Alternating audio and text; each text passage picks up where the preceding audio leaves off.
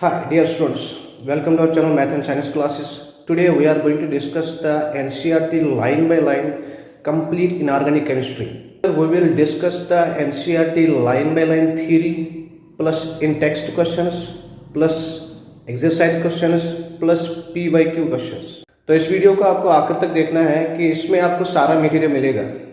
तो जो भी आप चाहते हैं कि हमारा नीट और या JEE का एग्ज़ाम क्वालिफाई हो तो आपको इसको पूरा पढ़ना है और वीडियो को पॉज करके उसको लिखना है और वीडियो को जितना हो सके बार बार देखना है, क्योंकि इनऑर्गेनिक में आप जितना ज़्यादा रिवाइज करेंगे उतना आपके दिमाग में रिटेन होगा। रिवाइज नहीं करेंगे तो रिटेन नहीं होगा। तो इसमें इस वाली वीडियो में इंशाल्लाह आपको जो भी चाहे, जो मटेरियल आपके दिमाग में होगा कि ये होना चाहिए वो होना चाहिए, सब मटेरियल आपको इसमें मिलेगा। तो बने रहे हमारे साथ। तो यहाँ पे इस तरीके से हम पहले इनऑर्गेनिक केमिस्ट्री को कंप्लीट करेंगे, उसके बाद हम फिजिकल केमिस्ट्री पे आएंगे, उसके बाद हम ऑर्गेनिक केमिस्ट्री पे आएंगे। तो पहले हम स्टार्ट करेंगे inorganic chemistry. Let us start. की बात करेंगे तो पी ब्लॉक में जो क्वेश्चंस इम्पोर्टेंट हैं, जो कि NCERT के हैं और जो प्रीवियस ईयर पेपर में आए हैं, सब क्वेश्चन इसमें इंक्लूडेड हैं। तो आपको इससे एक क्विक रिवीजन हो जाएगा और जिसने अभी तक प्रिपेयर नहीं किया होगा तो इसका भी अच्छे से प्रिपेयर हो जाएगा। बस you have to focus the video, last तक वीडियो तक देखना है। तो पहले हम स्टार्ट करेंगे पी ब्लॉक से।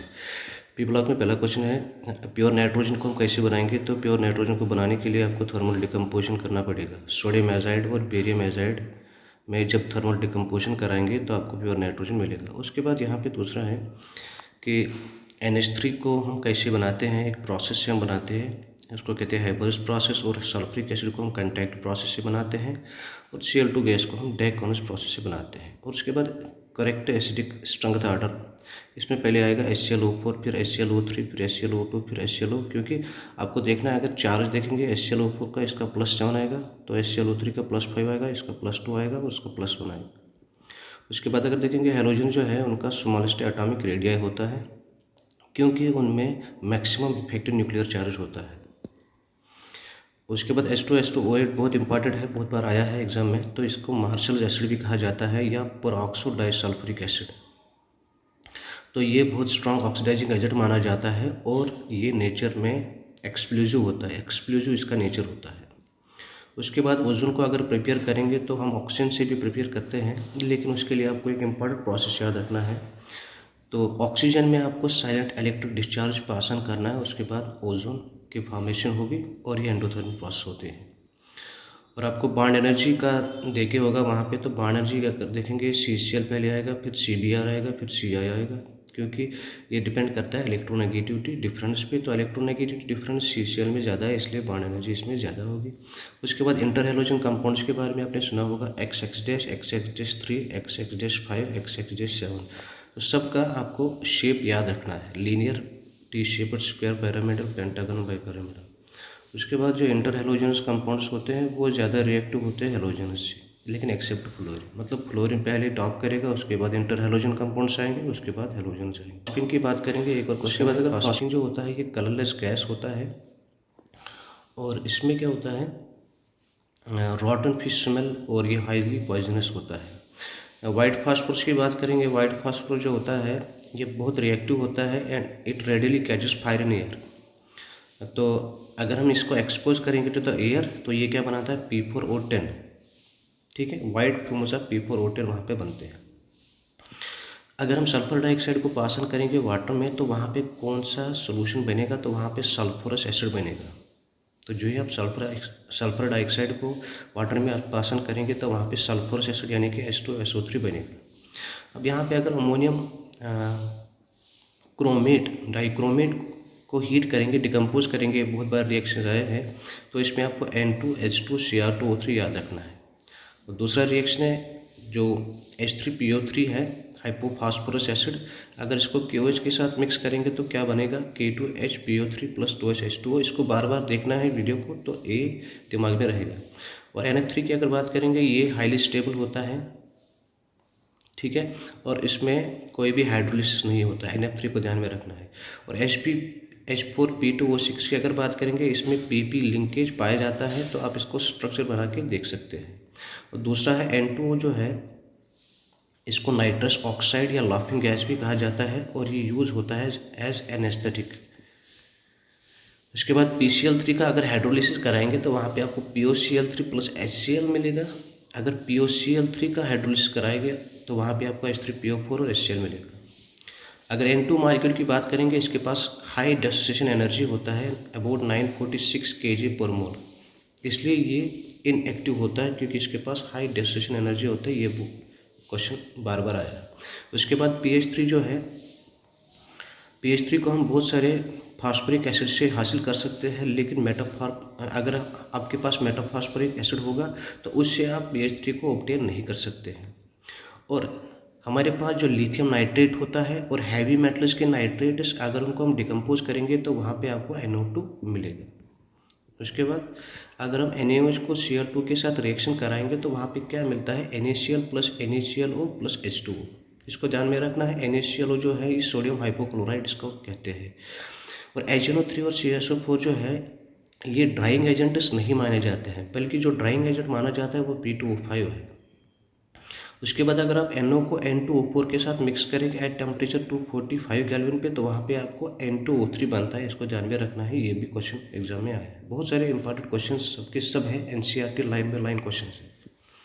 उसके बाद N2O एंड NO मतलब यानी कि ऑक्साइड्स ऑफ नाइट्रोजन में पहले जो ऑक्साइड्स है वो न्यूट्रल होते हैं और जो बाकी रिमेनिंग ऑक्साइड्स है वो एसिडिक ऑक्साइड्स माने जाते हैं। उसके बाद अगर आपको मैग्नीशियम नाइट्राइड को वाटर के साथ यानी कि हाइड्रोलिसिस कराएंगे तो आपको मैग्नीशियम हाइड्रोक्साइड और अमोनिया मिलेगा। लेकिन अगर कैल्शियम फॉस्फाइड को हाइड्रोलिसिस कराएंगे वहाँ पे आपको कैल्शियम हाइड्रोक्साइड लेकिन अमोनिया नहीं बल्कि फॉस्फीन मिलेगा।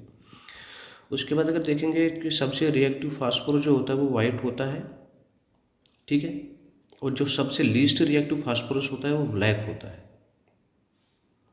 क्योंकि ब्लैक फास्फोरस का जो इग्निशन टेम्परेचर होता है वो बहुत हाई होता है। उसके बाद अगर देखेंगे O2 एंड S2, जहाँ पे भी O2 S2 दिखेगा वो पैरामैग्नेटिक होगा और O2 S2 में दोनों में 2 अनपेयर्ड इलेक्ट्रॉन्स होते हैं और वो अनपेयर्ड इलेक्ट्रॉन किस वाले ऑर्बिटल में पाए जाते हैं, एंटी बॉन्डिंग यानी कि स्ट्राइक पाई वाले ऑर्बिटल में पाए जाते हैं। ओलियम की अगर बात करेंगे जिसको H2SO7 भी कहते हैं, इसको हम कैसे हासिल करते हैं, जब हम SO3 को कंसनट्रेटेड H2SO4 में डिजॉल्व करते हैं तो वहाँ पे आपको H2SO7 यानी कि ओलियम, जिसका दूसरा नाम फ्यूमिक सल्फ्यूरिक एसिड भी है। उसके बाद अगर PbO2 जो है ये पावरफुल ऑक्सीडाइजिंग एजेंट माना जाता है और जब भी हम इसको ट्रीट कराते हैं एसिड के साथ तो वहाँ पे कौन सा गैस रिलीज होता है, ऑक्सीजन। तो आप इसमें रिएक्शन भी देख सकते हैं। उसके बाद अगर आप देखेंगे जो ऑक्सीजन है इसको हम प्रिपेयर कर सकते हैं बाय हीटिंग ऑक्साइड्स। अगर आप मर्क्यूरी का ऑक्साइड लेंगे, लेड का, सिल्वर का, मैंगनीज का और बेरियम किसी का भी ऑक्साइड लेंगे तो उसको आप हीट करोगे तो आपको वहाँ पे ऑक्सीजन मिलेगा। उसके बाद यहाँ पे देखेंगे चायरिंग एक्शन ऑफ कार्बोहाइड्रेट्स, यानी कि अगर कार्बोहाइड्रेट्स में हम सल्फ्यूरिक एसिड ऐड करेंगे तो वहाँ पे आपको कार्बन और वाटर हासिल होता है। उसके बाद Na2SO3 को अगर हम सल्फर ऐड करेंगे तो अल्कलाइन मीडियम अगर होगा तो वहाँ पे आपको सोडियम थायोसल्फेट यानी कि Na2H2O3, ये तो सिंपल रिएक्शन है, इसको ध्यान में रखना है। उसके बाद अगर हम देखेंगे O2 जो है पैरामैग्नेटिक है, ये इससे पहले भी बोला, लेकिन ओजोन जो है वो डायमैग्नेटिक होता है। उसके बाद अगर हम फेरस सल्फेट को डिकम्पोज करेंगे तो वहाँ पे आपको Fe2O3 प्लस SO2 यानी कि SO2 गैस वहाँ पे रिलीज होता है। उसके बाद क्या होता है कि जो एयर जो है इसको अगर हम लिक्विफाई करेंगे तो उसको हम लिक्विफाई करते हैं एक इफेक्ट से। जब भी हम एयर को लिक्विफाई करते हैं तो उस इफेक्ट को हम कहते हैं जूल थॉम्सन इफेक्ट, ठीक है। उसके बाद क्या होता है कि HClO3 को अगर हम सल्फ्यूरिक एसिड के साथ रिएक्ट कराएंगे तो वहाँ पे आपको मिलेगा KHSO4, HClO4, ClO2, H2O। इसको ध्यान में रखना है, रिएक्शन बहुत इंपॉर्टेंट है। और ऑटो ऑक्सीडेशन में एक रिएक्शन है COCl2। अगर आप कैल्शियम ऑक्सीक्लोराइड को लेंगे तो वहाँ पे आपको CaClO3 whole to wise plus CaCl2 मिलता है। इसको कहते हैं ऑटो ऑक्सीडेशन, यानी कि इसमें ऑटोमेटिकली ऑक्सीडेशन हो जाता है। इसको भी ध्यान में रखना है। तो I2 को अगर नाइट्रिक एसिड के साथ मिक्स कराएंगे तो वहाँ पे आपको बनेगा HiO3 यानी कि पीरियोडिक एसिड और आयोडिक एसिड आप कह सकते हैं, और NO2 और H2O रिलीज होता है। और जो अगर हम कैलेथ्रेट फॉर्मेशन जब भी होता है तो वहाँ पे डाइपोल इंटरेक्शन माना जाता है, मतलब उसमें प्रेजेंट होता है। हीलियम और ऑक्सीजन का मिक्सचर हम यूज़ करते हैं, ठीक है। अस्थमा पेशेंट या एजमा पेशेंट जो होते हैं वो किस मिक्सचर का यूज़ करते हैं, हीलियम और ऑक्सीजन का, ठीक है। उसके बाद अगर आपके पास ये क्लोराइड्स ऑफ जीनान है, अगर आप इनको हाइड्रोलिसिस कराएंगे तो XeF2 plus H2O XeHF plus O2 देगा। XeF4 का हाइड्रोलिसिस कराएंगे तो XeHFO2 प्लस XeO3। तो सब में रिएक्टेंट्स ऑलमोस्ट सेम है, लेकिन XeF6 का हाइड्रोलिसिस कराएंगे तो वहाँ पे आपको XeO4 प्लस HF मिलेगा, और XeOF4 को फिर से हाइड्रोलिसिस कराएंगे तो XeO3 प्लस HF। लेकिन यहाँ पे सेपरेट रिलेशन है, अगर XeF4 plus only 1 times H2 होगा तो वहाँ पे आपको HF और XeOF2 मिलेगा। अच्छा, अगर XeF6 को आप SiO2 के साथ रिएक्ट कराएंगे तो वहाँ पे आपको बनेगा SiF4 प्लस XeOF4। समझ रहे, रिएक्शन को ध्यान में रखना है, बार बार इसको वीडियो को देखना है, बार बार रिएक्शन को देखना है तो ऑटोमेटिकली दिमाग में रिटेन हो जाएगा। उसके बाद अगर देखेंगे पोलराइजेबिलिटी ऑफ नोबल गैस जो है वो डिक्रीज होता है, तो हीलियम जो है लीस्ट पोलराइज्ड माना जाता है। उसके बाद अगर देखेंगे लेस रिएक्टिव मेटल, यानी कि जो इलेक्ट्रोकेमिकल सीरीज में सबसे लास्ट में आता है, लाइक कॉपर सिल्वर आता है, वो रिएक्ट नहीं करते कंसंट्रेटेड एसिड के साथ।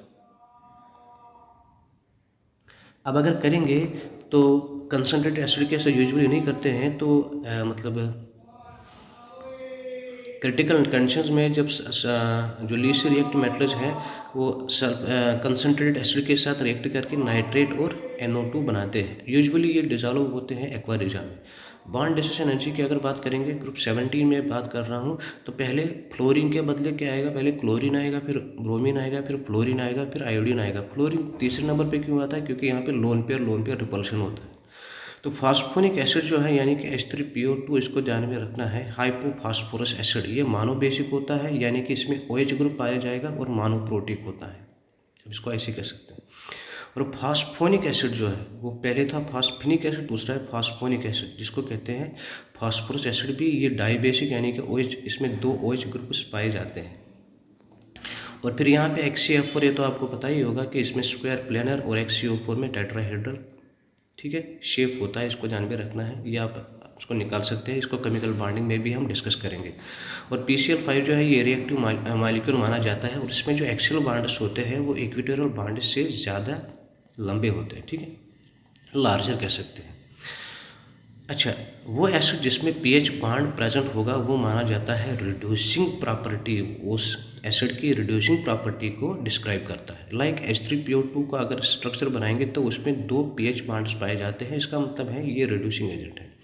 उसके बाद अगर कॉपर सल्फेट को आप pH3 के साथ मिक्स कराएंगे तो वहाँ पे आपको CO3P2 प्लस H2SO4 मिलेगा। एक और यहाँ पे है पेरोक्सो डाइसल्फ्यूरिक एसिड और मार्शल्स एसिड। तो H2SO8, इससे पहले भी हमने बोला कि इसमें OO लिंकेज पाया जाता है।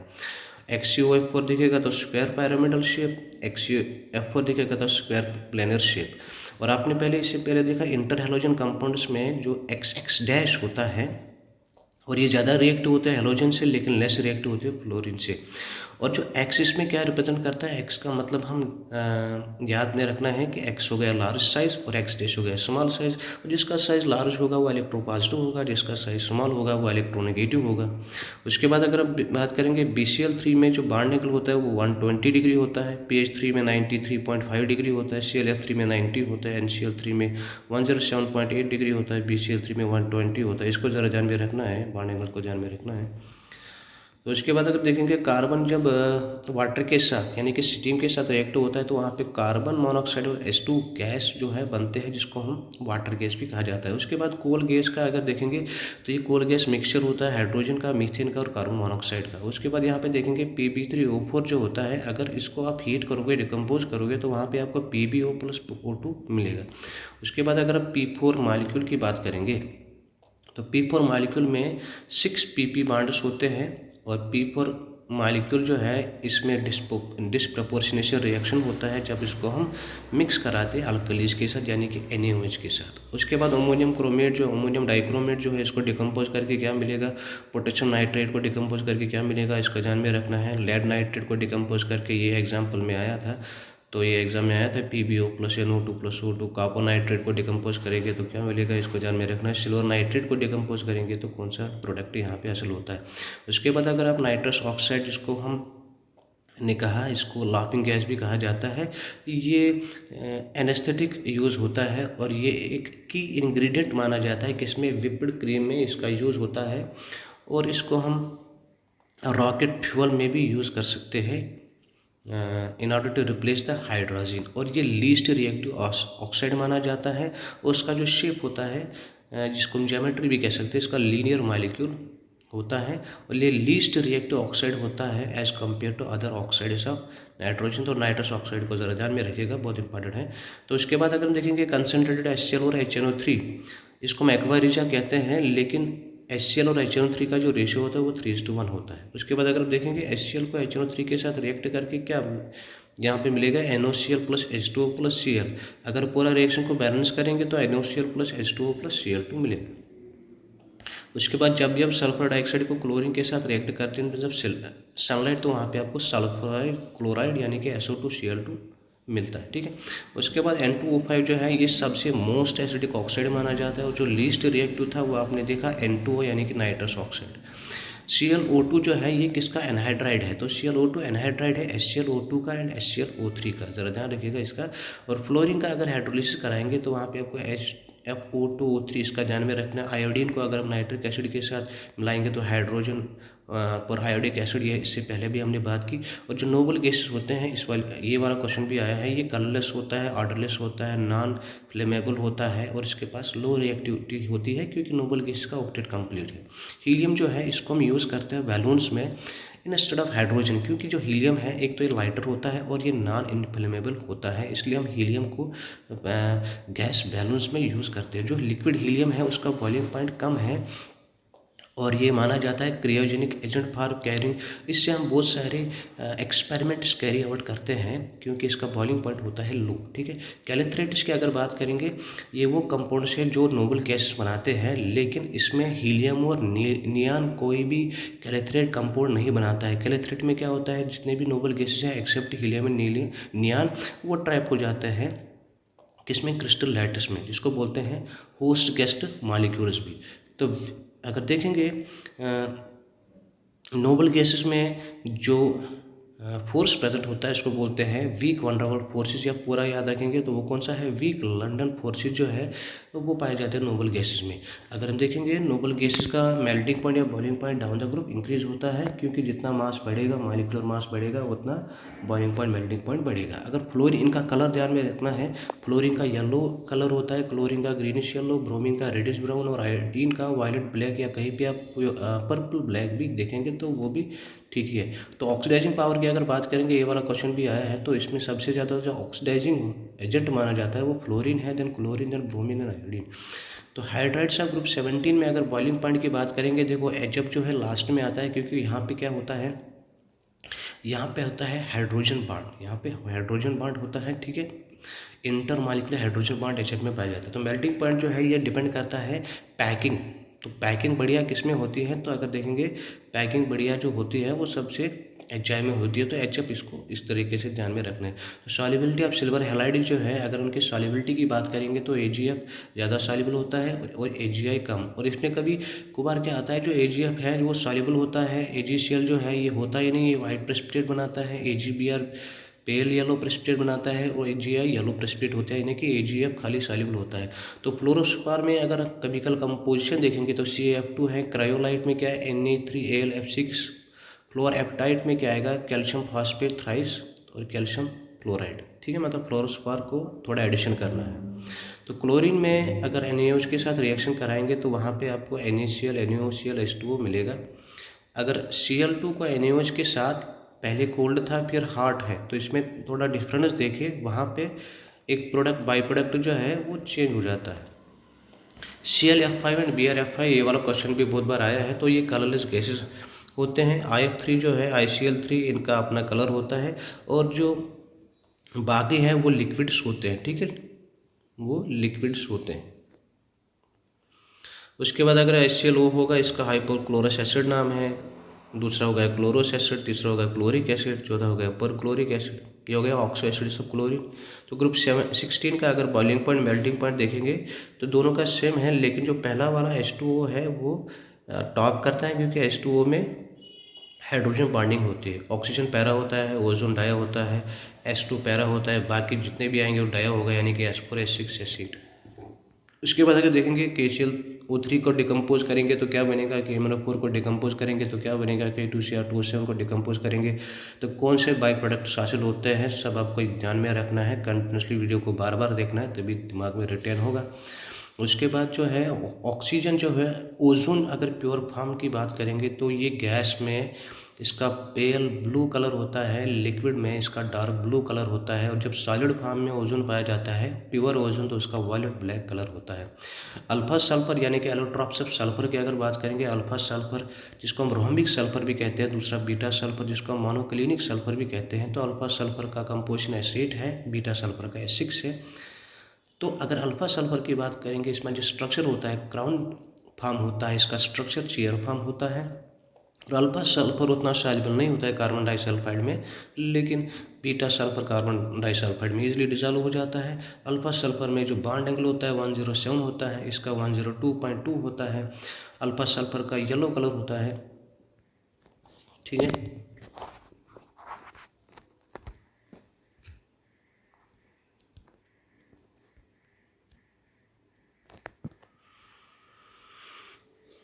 बॉन्ड लेंथ की अगर बात करेंगे तो इसमें 204 पिकोमीटर होता है, लेकिन जबकि बीटा सल्फर का 205.7 पिकोमीटर होता है। इसका ध्यान में रखना बहुत इंपॉर्टेंट है।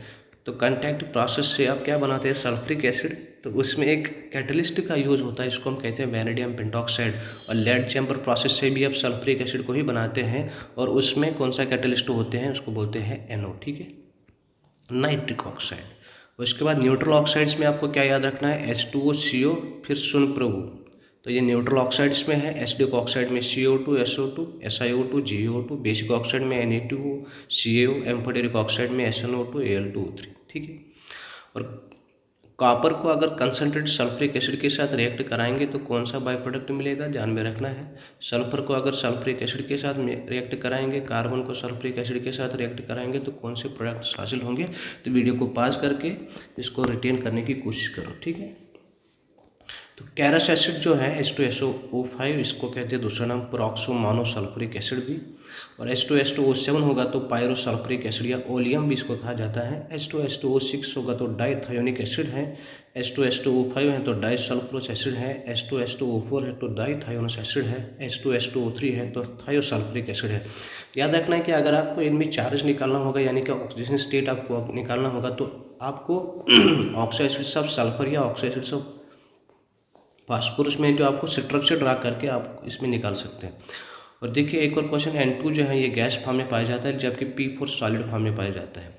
और कोवेलेंसी ऑफ नाइट्रोजन हमेशा याद रखना 4 होता है, लेकिन फास्फोरस का कोवेलेंसी 6। तो कोवेलेंसी ऑफ नाइट्रोजन 4 कैसे, NH4+ एक कंपाउंड है, और फास्फोरस में जो कोवेलेंसी है 6 है, वो कैसे, PCl6-, ठीक है। NaNO3 को कहते हैं चाइल्ड साल्ट पेट्री, KNO3 को कहते हैं इंडियन साल्ट पेट्री। अगर हम देखेंगे अर्थ क्रस्ट में सबसे ज़्यादा जो है वो ऑक्सीजन पाया जाता है, उसके बाद सिलिकॉन, उसके बाद एल्युमिनियम, उसके बाद आयरन, उसके बाद कैल्शियम, उसके बाद सोडियम, उसके बाद पोटेशियम, उसके बाद मैग्नीशियम, उसके बाद जो रिमेनिंग एलिमेंट्स है वो 1% पाए जाते हैं। अगर वाइट फास्फोरस का आप हीट करेंगे 300 डिग्री सेंटीग्रेड तो वो रेड फास्फोरस में कन्वर्ट हो जाएगा। अगर और हीट करेंगे 530 डिग्री सेंटीग्रेड तो वो अल्फा ब्लैक यानी कि रोहम्बिक बनाएगा। अगर रेड फास्फोरस का और हीट करेंगे 200 डिग्री सेंटीग्रेड तो वहाँ पे बीटा ब्लैक यानी कि मोनोक्लिनिक फास्फोरस हासिल होगा। तो रिएक्टिविटी की अगर बात करेंगे, वाइट फास्फोरस सबसे ज़्यादा रिएक्टिव होता है, ब्लैक फास्फोरस कम होता है, क्योंकि उसका इग्निशन टेम्परेचर बहुत ज़्यादा होता है ब्लैक फास्फोरस का। तो स्टेबिलिटी इसका अपोजिट आएगा। तो इसके बाद अगर P4O6 का अगर स्ट्रक्चर ड्रा करेंगे तो आपको सिग्मा 12 मिलेंगे, पाई कोई भी नहीं होगा, लोन पेयर 16 मिलेंगे, और जो P इसमें है वो sp3 हाइब्रिडाइज्ड होगा। तो P4O10 की अगर बात करेंगे तो इसमें भी स्ट्रक्चर ड्रा करके आपको सिग्मा 16 मिलेंगे, पाई 4 होंगे, लोन पेयर 0 होगा, P पाई D पाई यानी कि डबल बॉन्ड आपको वहाँ पे 4 मिलेंगे। और P4O10 में जो P है वो sp3 हाइब्रिडाइज्ड है। तो वाइट फास्फोरस की अगर बात करेंगे, वाइट वैक्सी सॉलिड माना जाता है, सॉल्युबल होता है, रेडिली सॉल्युबल होता है कार्बन डाइसल्फाइड में। ये डार्क में ग्लो करता है और बहुत रिएक्टिव होता है, इसलिए इसको हम we keep it under the water. और ऑक्सो एसिड्स में 2 ही पैरा है, मतलब अगर नाइट्रोजन एक ही होगा वो पैरा है। देखो NO और NO2 में एक एक नाइट्रोजन है, अगर नाइट्रोजन 2 है तो वो आपको याद रखना है, डायमैग्नेटिक नेचर। N2O की अगर बात करेंगे, ये कलरलेस होता है, न्यूट्रल होता है, लाफिंग गैस कहा जाता है। NO भी कलरलेस होता है, न्यूट्रल गैस। तो पहले दो कलरलेस होते हैं और न्यूट्रल गैस माने जाता है। उसके बाद अगर देखेंगे बाकी जो है वो एसिडिक है और हर एक का अपना कलर है। ये N2O3 ब्लू सॉलिड होता है, NO2 का ब्राउन एसिडिक गैस माना जाता है, N2O4 ये कलरलेस सॉलिड या लिक्विड भी हो सकता है, N2O5 जो है ये एसिडिक सॉलिड होता है। तो उसके बाद यहाँ पे जिंक और कॉपर में आपको रिएक्शन याद रखने हैं कि अगर आप कंसनट्रेटेड HNO3 के साथ रिएक्ट कराएंगे दोनों को, या डाइल्यूटेड HNO3 के साथ रिएक्ट कराएंगे, तो कौन सा यहाँ पे बाई प्रोडक्ट जो है वो चेंज हो जाता है, इसको आपको दिमाग में रखना बहुत इंपॉर्टेंट है, ठीक है ना। उसके बाद अगर आयोडीन, फास्फोरस या सल्फर या कार्बन को रिएक्ट कराएंगे HNO3 के साथ, तो वहाँ पे बहुत सारे प्रोडक्ट्स बनेंगे, तो उसको आपको ध्यान में रखना है। उसके बाद ओस टू वार्ड्स प्रोसेस जो है, वहाँ पे ओस टू वार्ड्स प्रोसेस से हम नाइट्रिक एसिड को बनाते हैं और वहाँ पे हम एक कैटेलिस्ट का यूज़ करते हैं, वो उसका नाम है प्लेटिनम या रोडियम। और ओस टू वार्ड्स प्रोसेस में जो टेम्परेचर होता है वो 500 केल्विन टेम्परेचर होता है और जो प्रेशर होता है 9 बार, तो इसका ध्यान में रखना है। और एक और प्रोसेस है बर्कले नाइट प्रोसेस, से भी आप नाइट्रिक एसिड को बनाते हैं, लेकिन वहाँ पे अगर आपको नाइट्रिक एसिड ज़्यादा से ज़्यादा बनाना है तो आपको you have to maintain the temperature, in the sense आपको हाई टेम्परेचर रखना है और प्रेशर को अगर कुछ भी करेंगे तो प्रेशर में कोई इफेक्ट नहीं होगा और यहाँ पे डेल्टा H पॉजिटिव होता है। उसके बाद अगर आप सिल्वर क्लोराइड को अमोनियम हाइड्रोक्साइड के साथ मिलाएंगे तो वहाँ पे आपको टॉलरेंस रिएजेंट यानी कि कलरलेस मिलेगा। अगर कॉपर सल्फेट को अमोनियम हाइड्रोक्साइड के साथ मिक्स करेंगे तो वहाँ पे आपको सीविड सोर्स रिएजेंट यानी कि डीप ब्लू कलर का होगा। अगर आप ApCl3 को अमोनियम हाइड्रोक्साइड के साथ रिएक्ट कराएंगे तो वहाँ पे आपको ब्राउन कलर का मिलेगा, यानी कि रस्ट इसको कहते हैं। और हैबोस प्रोसेस से आपको पता है अमोनिया बनता है, लेकिन वहाँ पे जो फिजिबल प्रोसेस अमोनिया को ज़्यादा से ज़्यादा बनाने के लिए आपको कौन से कंडीशंस को मेंटेन करना है, यानी कि आपको लो टेम्परेचर रखना है, हाई प्रेशर लेना है, जिससे अमोनिया ज़्यादा से ज़्यादा बनेगा। ग्रुप 16 की अगर बात करेंगे तो बॉइलिंग पॉइंट ऑर्डर आप इसमें देख सकते हैं, NH3 जो है वो पहले नहीं बल्कि बीच में आ जाता है, क्योंकि इसमें इंटरमॉलिक्यूलर हाइड्रोजन बॉन्ड होता है। लेकिन मेल्टिंग पॉइंट में ये सबसे ज़्यादा आता है, क्योंकि इसमें जो पैकिंग एफिशिएंसी इसमें ज़्यादा होती है। उसके बाद अगर आप H3BO3 की अगर बात करेंगे तो इसको अगर हम हीट देंगे 370 केल्विन एबो, तो वहाँ पे आपको बनता है HBO2 बनता है और H2O। HBO2 को कहते हैं मेटाबोरिक एसिड। अगर हम इसको और हीट कराएंगे तो वहाँ पे बनता है B2O3 यानी कि बोरिक ऑक्साइड या एनहाइड्राइड। रिएक्शन को ध्यान में रखना है, बार बार वीडियो को देखना है। H3BO3 जो है इसको हम आर्थोबोरिक एसिड कहते हैं या बोरिक एसिड भी इसको कहा जाता है, जबकि वीक एसिड माना जाता है, मोनोबेसिक एसिड माना जाता है, लिविस एसिड माना जाता है, लेकिन प्रोटोनिक एसिड नहीं है। और इसको हम देखेंगे, इसका वाइट कलर का होता है, क्रिस्टलाइन सॉलिड होता है और सोपी टच का होता है। उसके बाद यहाँ पे रिएक्शन Na2B4O7 को अगर HCl वाटर के साथ मिलाएंगे तो वहाँ पे आपको आर्थोबोरिक एसिड यानी कि H3BO3 मिलेगा, ठीक है। उसके बाद दूसरा रिएक्शन आप देख सकते हैं, थोड़ा पानी पी लेते हैं।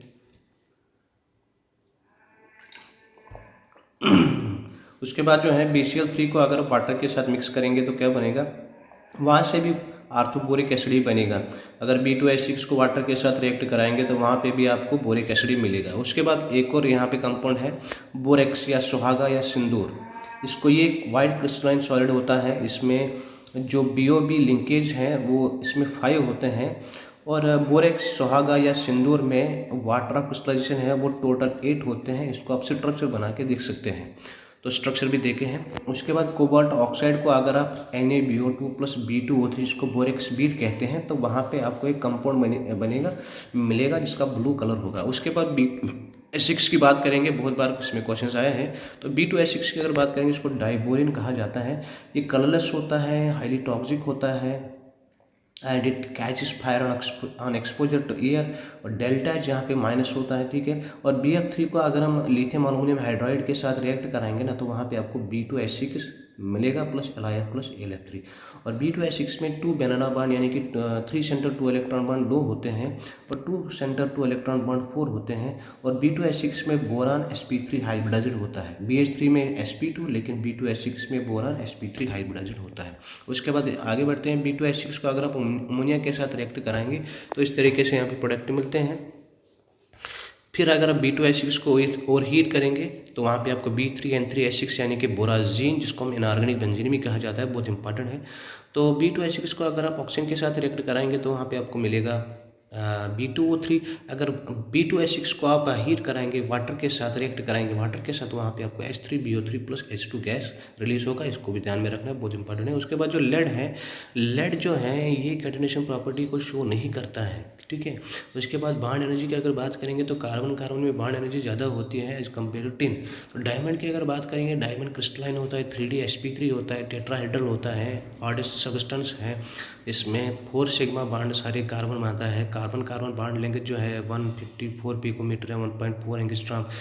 गुड थर्मल कंडक्टिविटी है, लेकिन इसमें जो इलेक्ट्रिकल कंडक्टिविटी होती है पुअर होती है और ये नॉन एरोमेटिक माना जाता है। उसमें डैंगलिंग बॉन्ड जो है प्रेजेंट है, ये भी एग्जाम में आया था। ग्रेफाइट में कार्बन बॉन्ड लेंगे 141.5 पिकोमीटर है। कार्बन इसमें sp2 हाइब्रिडाइज्ड होता है और हर एक कार्बन 3 सिग्मा बॉन्ड बनाता है। वंडर वाल फोर्सेज जो है लेयर में प्रेजेंट होते हैं। इसका स्ट्रक्चर हेक्सागोनल होता है, स्लिपरी और सॉफ्ट स्ट्रक्चर होता है, यूज होता है डाई ल्यूब्रिकेंट, ये एरोमेटिक होता है। डैंगलिंग बॉन्ड्स प्रेजेंट है। थर्मल और इलेक्ट्रिकल कंडक्टिविटी इसमें होती है प्रेजेंट, मतलब good thermal and electrical conductor.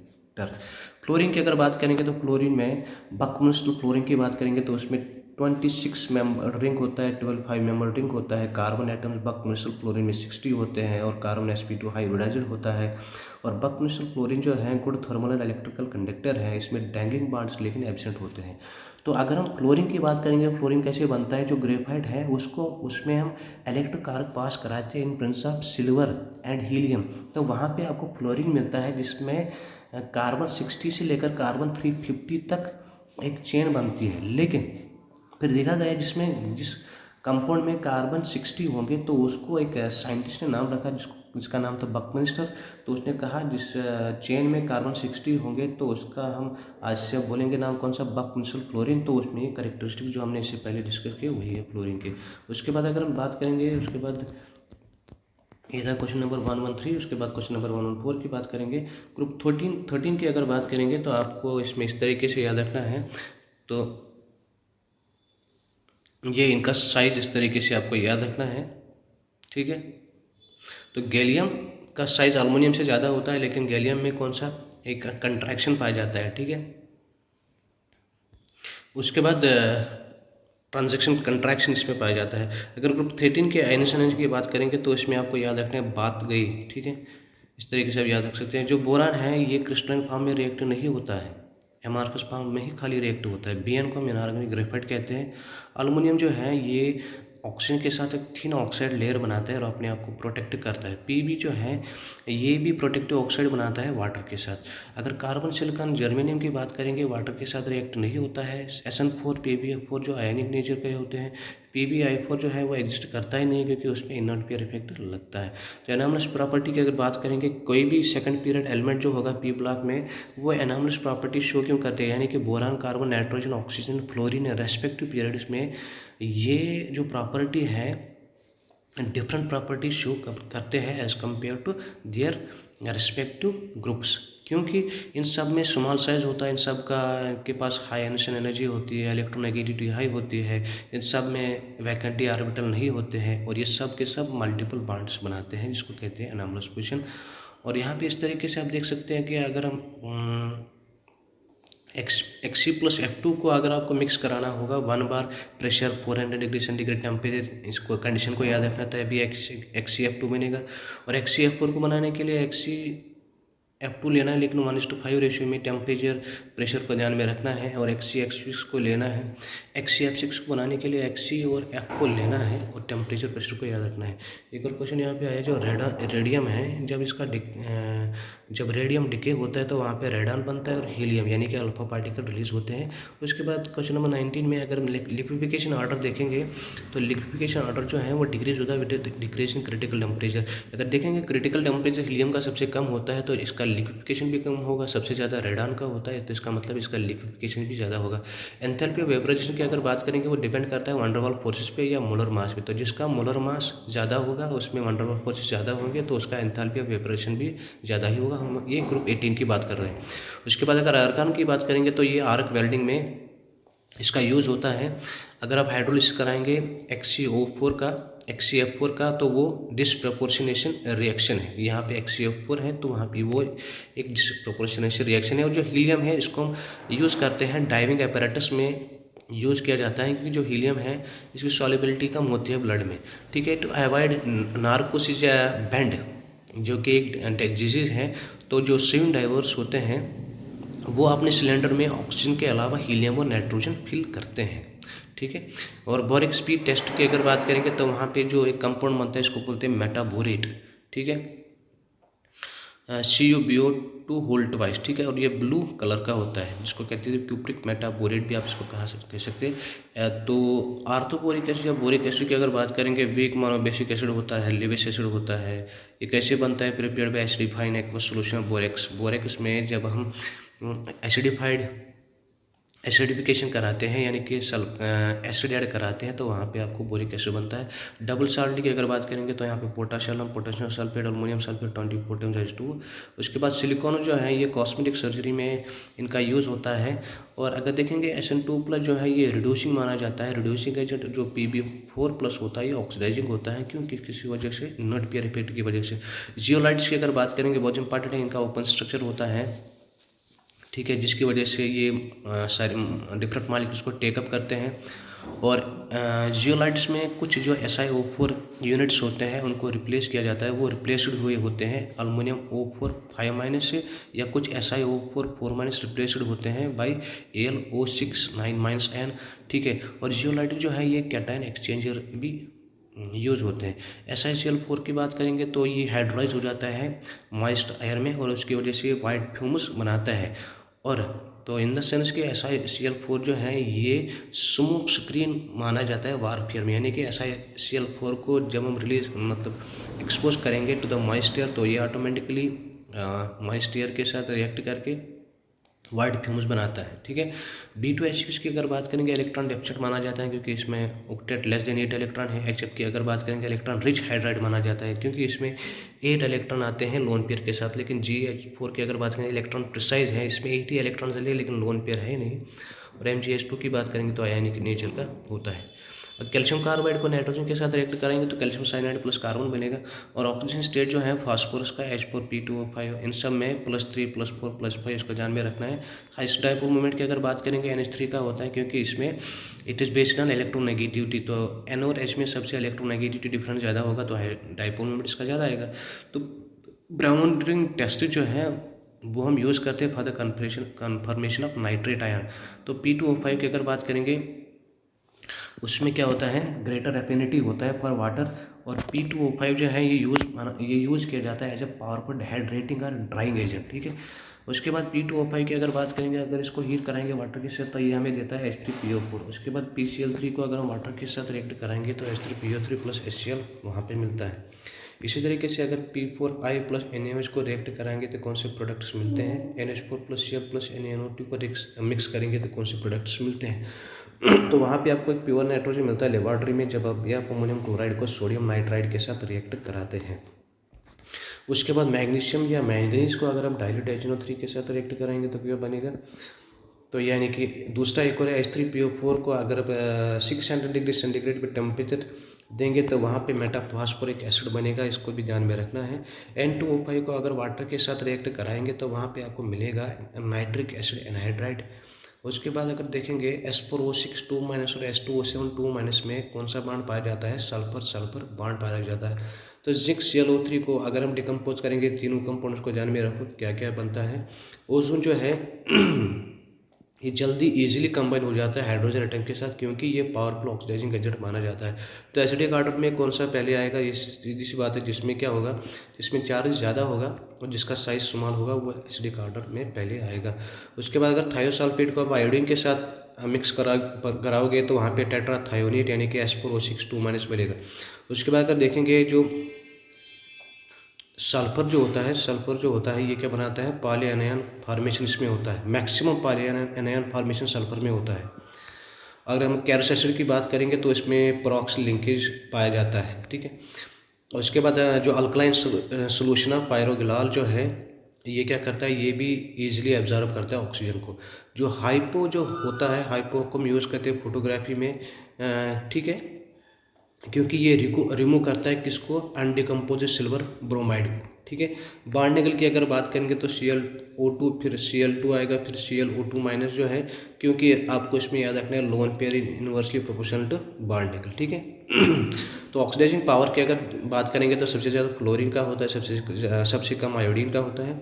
और अगर H2O का अगर Br के साथ रिएक्ट कराएंगे तो वहाँ से डिसप्रपोर्शनल रिएक्शन की आप बात कर सकते हैं। वो जो रिएक्शन है डिसप्रपोर्शनल रिएक्शन है। नोबल गैसेज जो है ये स्पेरिंगली सॉल्युबल होते हैं वाटर में, इनमें लंडन फोर्सेस पाए जाते हैं, यानी कि डिस्पर्शन फोर्सेस पाए जाते हैं। और इनमें जो इलेक्ट्रॉन गेन एंथैल्पी का जो वैल्यू होता है वो पॉजिटिव होता है। और एसिडिक स्ट्रेंथ की अगर बात करेंगे तो सबसे ज़्यादा जल्दी एसिड कौन H पॉजिटिव जो देगा वो एसिडिक स्ट्रॉन्ग एसिडिक है। तो HI में वीक मतलब इनमें जो बॉन्ड लेंथ है तो बॉन्ड लेंथ ज़्यादा होती है एज कम्पेयर टू HF। तो क्या होगा, हाइड्रोजन यहाँ पे जल्दी रिलीज हो जाएगा, that is Y HI is more acidic then HF। और ब्लीचिंग एक्शन ऑफ क्लोरीन की अगर बात करेंगे, जिसकी जो क्लोरीन शोज ब्लीचिंग एक्शन किसकी वजह से, ऑक्सीडेशन की वजह से। तो अगर आप देखेंगे Cl2 को जब हम वाटर में डालते हैं तो वो HCl+O बनाता है। उसके बाद अगर कोई भी कलर्ड मैटर होगा वो उस कलर्ड मैटर जो है वो ऑक्सीजन के साथ कंबाइन होके कलरलेस मैटर बनता है। उसके बाद अगर ClO2 की अगर बात करेंगे उसमें 19 इलेक्ट्रॉन्स होते हैं, जो कि आड नंबर ऑफ इलेक्ट्रॉन्स है, इसलिए ClO2 जो पैरामैग्नेटिक होता है। और उसके बाद अगर देखेंगे HI जो है इसको हम किससे प्रिपेयर कर सकते हैं, KI को जब सल्फ्यूरिक एसिड के साथ मिक्स कराते हैं वहाँ पे आपको हाइड्रोजन आयोडाइड प्रिपेयर हो जाएगा। उसके बाद कोऑर्डिनेशन केमिस्ट्री दूसरा एक चैप्टर है इनऑर्गेनिक केमिस्ट्री का। तो कोऑर्डिनेशन केमिस्ट्री में आप ये देख सकते हैं जो स्क्वायर ब्रैकेट के इनसाइड में होगा वो माना जाता है कोऑर्डिनेशन स्फीयर एंटिटी। और ये CO जो है सेंट्रल एटम ये आयन है। तो इसके बगल में Cl2NH3 ये कोऑर्डिनेशन नंबर माना जाता है। देखो Cl2 2 है, NH3 2 है, तो ये कोऑर्डिनेशन नंबर इसका 6 हो गया। और सेंट्रल एटम के बगल में जो होगा मगर लेकिन जो प्रेजेंट होगा विद इन स्क्वायर ब्रैकेट इसको हम लिगेंड्स कहते हैं। और जो बाहर प्रेजेंट होगा उसको कहते हैं काउंटर आयन या आयोनाइजेबल आयन। अगर लिगेंड स्ट्रेंथ की बात करेंगे, सबसे ज़्यादा लिगेंड कौन वीक होता है कौन स्ट्रांग होता है, तो इसमें आपको याद रखना है एक बार सचिन क्लोरीन, एक बार सचिन क्लास से फरार, एक बार सचिन क्लास से फरार ओ, एक बार सचिन क्लास से फरार और ऑक्सलेट को पानी से प्यार, नाचता उड़ता अमोनिया इन नॉर्थ कनाडा कोलंबिया। ठीक है, इस तरीके से आपको याद रखना है। सबसे वीकेस्ट जो लिगेंड है वो आयोडीन माना जाता है। और वाटर तक, आयोडीन से लेकर वाटर तक वीक लिगेंड्स माने जाते हैं। और उसके बाद NCS से स्ट्रॉन्ग लिगेंड्स माने जाते हैं। तो सबसे स्ट्रॉन्ग NCS है, तो सबसे स्ट्रॉन्गेस्ट कौन सा होगा, कोबाल्ट। ठीक है, उसके बाद लिगेंड्स की अगर बात करेंगे, अगर लिगेंड 2 होंगे तो sp आएगा हाइब्रिडेशन लीनियर, अगर 3 होगा तो हाइब्रिडेशन sp2 आएगा, अगर 4 होंगे तो sp3, अगर 4 होंगे तो dsp2। लेकिन अगर लिगेंड्स 4 लिगेंड्स अटैच्ड है सेंट्रल एटम के साथ तो वो sp3 हाइब्रिडेशन शो करेगा। अगर 4 स्ट्रॉन्ग लिगेंड्स होंगे तो वो dsp2 हाइब्रिडेशन पे होगा। इसी तरीके से अगर लिगेंड जो है 6 अटैच्ड है तो sp3 d2 आएगा, लेकिन अगर वीक होगा, अगर स्ट्रॉन्ग होंगे तो d2 sp3। इस तरीके से आपको इसमें याद रखना है, एक शॉर्ट ट्रिक मैंने इसको बनाया। उसके बाद अगर देखेंगे NiCN2-, इसमें आपको ऑक्सीडेशन नंबर निकालना होगा। तो जिसका निकालना है x, Ni का निकालना है तो लिखेंगे x+4, Cn का चार्ज -1, ओवरऑल चार्ज कंपाउंड में -2 तो आएगा +2। तो कोऑर्डिनेशन नंबर कितना है, स्क्वायर ब्रैकेट्स में निकल यानी कि सेंट्रल एटम के साथ कितने Cn अटैच्ड है, 4 है, तो कोऑर्डिनेशन नंबर 4 बनेगा। तो इलेक्ट्रॉनिक कन्फिग्रेशन अगर आप निकालेंगे तो निकल का अगर देखेंगे, पहले निकल का आयरन कोबाल्ट निकल आएगा तो ये 28 इसका होता है, तो आएगा 18+2 फिर 8 आएगा। और फिर आपने देखा Ni का क्या करना है +2, इसका मतलब है 2 इलेक्ट्रॉन्स ऐसे निकालने हैं। तो उसके बाद जो बचेगा 3d8, तो 3d8 बना लीजिए, 3d के बाद 4, इसके बाद 4p आता है, तो इसमें 8 इलेक्ट्रॉन्स फिल कीजिए। अब लेकिन यहाँ पे लिगेंड है वो कितने आएंगे, 4, तो इसका मतलब है 4 आपको एम्प्टी करनी है। लेकिन Cn जो है ये स्ट्रॉन्ग लिगेंड होता है तो ये पेयरिंग कराएगा, तो यहाँ पे पेयरिंग हो गई। तो अब 4 ठीक है ऑर्बिटल्स को फ्री कराना है तो इसमें आएगा dsp2 स्क्वायर प्लेनर हाइब्रिडेशन आएगा। इसी तरीके से अगर आप देखेंगे इसमें अनपेड इलेक्ट्रॉन कोई नहीं है क्योंकि यहाँ पे पेयरिंग हो गई, तो इसका डायपोल मोमेंट भी 0 आएगा। इफेक्टिव एटॉमिक नंबर को निकालने के लिए फार्मूला क्या है, atomic number minus oxidation number +2 into coordination number. Atomic number जो है अब देख सकते हैं एटॉमिक नंबर आयरन निकल का 28 है, माइनस ऑक्सीजन नंबर इसका 2 आया, प्लस 2 इंटू कोऑर्डिनेशन नंबर इसका 4 है, तो इसका 34 आया। तो इसमें कोई अनपेड इलेक्ट्रॉन है ही नहीं, जिसका मतलब ये कलरलेस है। उसके बाद आप देखिए, अगर किसी कोऑर्डिनेशन कंपाउंड में हाइब्रिडाइजेशन जो है D2sp3 आता है तो इसको कहते हैं इनर ऑर्बिटल कॉम्प्लेक्स। अगर किसी कोऑर्डिनेशन कंपाउंड में आपने हाइब्रिडेशन को निकाला तो उसको हम कहते हैं, अगर हाइब्रिडेशन का वैल्यू sp3d2 आया तो उसको हम कहते हैं आउटर ऑर्बिटल कॉम्प्लेक्स। इसको ध्यान में रखना है। लेकिन यहाँ पे कुछ एक्सेप्शन है, यानी कि NiNH3/6 2+। तो अगर आप देखेंगे इसमें हाइब्रिडेशन कुछ और ही आता है, लेकिन ये एक्सेप्शनल है। NH3/6 में पेयरिंग होना चाहिए, लेकिन निकल के साथ यहाँ इसमें पेयरिंग नहीं होता है, इसलिए इसका जो हाइब्रिडेशन है वो sp3d2 आता है और ऑक्टाहेड्रल है और ये कलर्ड होता है। इसका मतलब इसमें अनपेड इलेक्ट्रॉन है, क्योंकि पेयरिंग हुई नहीं, ये एक्सेप्शन है, नहीं तो पेयरिंग होना चाहिए। अगर आप इसमें डायपोल मोमेंट निकालेंगे वो √8 आएगा, और sp3d2 जब आएगा इसका मतलब ये आउटर ऑर्बिटल कॉम्प्लेक्स है, और ये हाई स्पिन कॉम्प्लेक्स होता है, और ये स्पिन फ्री कॉम्प्लेक्स को भी आप कह सकते हैं। उसके बाद अगर देखेंगे, अगर आपके पास गोल्ड, पैलेडियम या प्लेटिनम होगा, अगर कहीं पे भी आप ये सेंट्रल एटम होंगे और इसका कोऑर्डिनेशन नंबर 4 होगा, तो आपको हमेशा ध्यान रखना है इसका जो शेप होगा स्क्वायर प्लेनर होगा। अगर इस तरीके से दूसरा कंपाउंड है कोबाल्ट मतलब ट्राईऑक्सिलेटो, तो इसका जो हाइब्रिडेशन है वो D2sp3 होगा और ये डायमैग्नेटिक होगा। और ADT आपको पता है हेक्साडेंटेट, यानी कि इथाइलिन डायमीन टेट्राएस्टेट। अब इसका स्ट्रक्चर भी यहाँ पे चेक कर सकते हैं। तो इसमें 6 डोनर साइट्स होते हैं, नाइट्रोजन 2 और ऑक्सीजन 4। उसके बाद अगर देखेंगे, अगर आपको किसी कंपाउंड का नाम लिखना होगा, अगर कॉम्प्लेक्स जो है कैटायनिक है या न्यूट्रल है, तो सेंट्रल एटम का नाम चेंज नहीं करना है। लेकिन अगर कॉम्प्लेक्स के ऊपर नेगेटिव चार्ज आ रहा है तो सेंट्रल एटम का नाम चेंज करना है, यानी कि पैलेडियम अगर है तो पैलेडियम नहीं बल्कि पैलेडेट लिखना है, अगर पैलेटिनम है तो पैलेटिनेट लिखना है। ठीक है, इस तरीके से आप देख सकते हैं। यहाँ पे अगर आप देखेंगे, यहाँ पे कॉम्प्लेक्स के ऊपर पॉजिटिव चार्ज है, तो इसका मतलब है कोबाल्ट जो है इसका नाम ऐसे ही रहेगा, कोबाल्ट ही आएगा। लेकिन यहाँ पे जो EN है तो इसको ब्रैकेट में लिख के यहाँ पे 3 टाइम्स है, तो आपको लिखना है इस तरीके से, ट्रिस ईथेन 1,2 डायमाइन, फिर कोबाल्ट आएगा, फिर इसका चार्ज निकालना है वो 3rd है, फिर जो बाहर वाला है इसको सल्फेट ही लिखना है। इसी तरीके से दूसरा आप देख सकते हैं। अगर आप देखेंगे यहाँ पे AlOH होल थ्राइस जो इसके ऊपर नेगेटिव आएगा, क्योंकि पोटेशियम का चार्ज प्लस है, तो कम स्क्वायर ब्रैकेट के ऊपर नेगेटिव आएगा, इसका मतलब है एल्युमिनियम के बदले एल्युमिनेट आएगा, फिर बाकी तो आपको आएगा। उसके बाद 13 इस तरीके से हैं।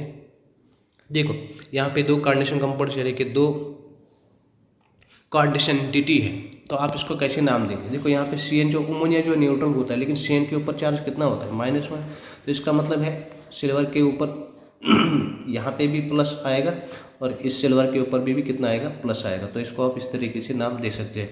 और यूनिडेंटल लिगेंड में आपको कुछ एग्जांपल्स याद रखने हैं, यानी कि NH3 है, Cl- है, H2 है। बाइडेंटल लिगेंड में आपको याद रखना है इथेन 1,2 डाई एमाइन, ठीक है, ऑक्सिलेट याद रखना है। पॉलीडेंटल लिगेंड में आपको ADT ये याद रखना है। एम्बिडेंटेट में आपको SCN या NO2 याद रखना है। और आप देखेंगे क्रिस्टल फील्ड थ्योरी में जो मेटल लिगेंड बॉन्ड होता है वो आयनिक होता है। और इस क्रिस्टल फील्ड थ्योरी जो है given by Bethe and van Vleck, ठीक है। वर्नर्स थ्योरी की अगर बात करेंगे तो वो तो आसान है। उसमें वर्नर ने क्या कहा, there are 2 types of valency, एक प्राइमरी वैलेंसी होता है, दूसरा सेकेंडरी वैलेंसी होता है। प्राइमरी वैलेंसी जो है ये हम प्राइमरी वैलेंसी का मतलब है जो मेटल के ऊपर जो ऑक्सीजन स्टेट होगा वो प्राइमरी वैलेंसी है। और जो सेंट्रल एटम के सराउंडिंग में जितने भी एटम्स या आयन्स या मॉलिक्यूल्स हैं जिनको हम कहते हैं लिगेंड्स, वो कितने हैं, जिससे हम डिटेक्ट करते हैं कोऑर्डिनेशन नंबर। सेकेंडरी वैलेंसी का मतलब है कोऑर्डिनेशन नंबर आपको याद रखना है। प्राइमरी वैलेंसी का मतलब है ऑक्सीडेशन स्टेट याद रखना है। और प्राइमरी वैलेंसी जो है वो नॉन डायरेक्शनल होता है, लेकिन सेकेंडरी वैलेंसी डायरेक्शनल होता है। तो आप इसको इस कंपाउंड में समझ सकते हैं, PTNH3/6 प्राइमरी वैलेंसी का मतलब है ऑक्सीडेशन नंबर। अगर पैलेटिनम का ऑक्सीडेशन नंबर निकालेंगे तो वो 4 है, तो ये बना प्राइमरी वैलेंसी। और पैलेटिनम के सराउंडिंग में कितने लिगेंड्स हैं, 6 हैं, तो इसका मतलब है सेकेंडरी वैलेंसी बना। This all about the Werner's theory. उसके बाद अगर देखेंगे आगे बढ़ेंगे तो crystal field energy, splitting energy tetrahedral में अगर निकालना होगा तो बराबर होता है 4/9 into crystal field splitting energy of octahedral complex, ठीक है। ये फार्मूला को ध्यान में रखना है, इसमें भी एक क्वेश्चन आया था। उसके बाद अगर देखेंगे NiCO4 इसका ये आएगा, टेट्रा कार्बोनिल निकल, इसका कोबाल्ट जो होता है और ये कार्बोनिल जो होता है इसका 0 आएगा चार्ज। तो इसके बाद यहाँ पे एक और कंपाउंड है triammine tri aqua chromium 3rd chloride. Chromium क्यों आया, क्योंकि यहाँ पे इसके ऊपर चार्ज प्लस है, अगर माइनस होता तो क्रोमेट आता, समझे।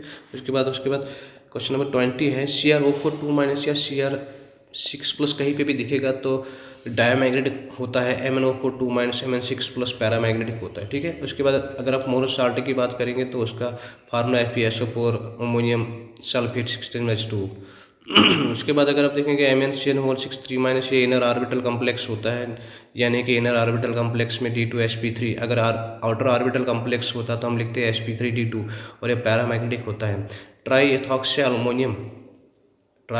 एल्युमिनियम जो कंपाउंड है उसमें कोई भी अल्युमिनियम कार्बन लिंकेज नहीं होता है, ठीक है।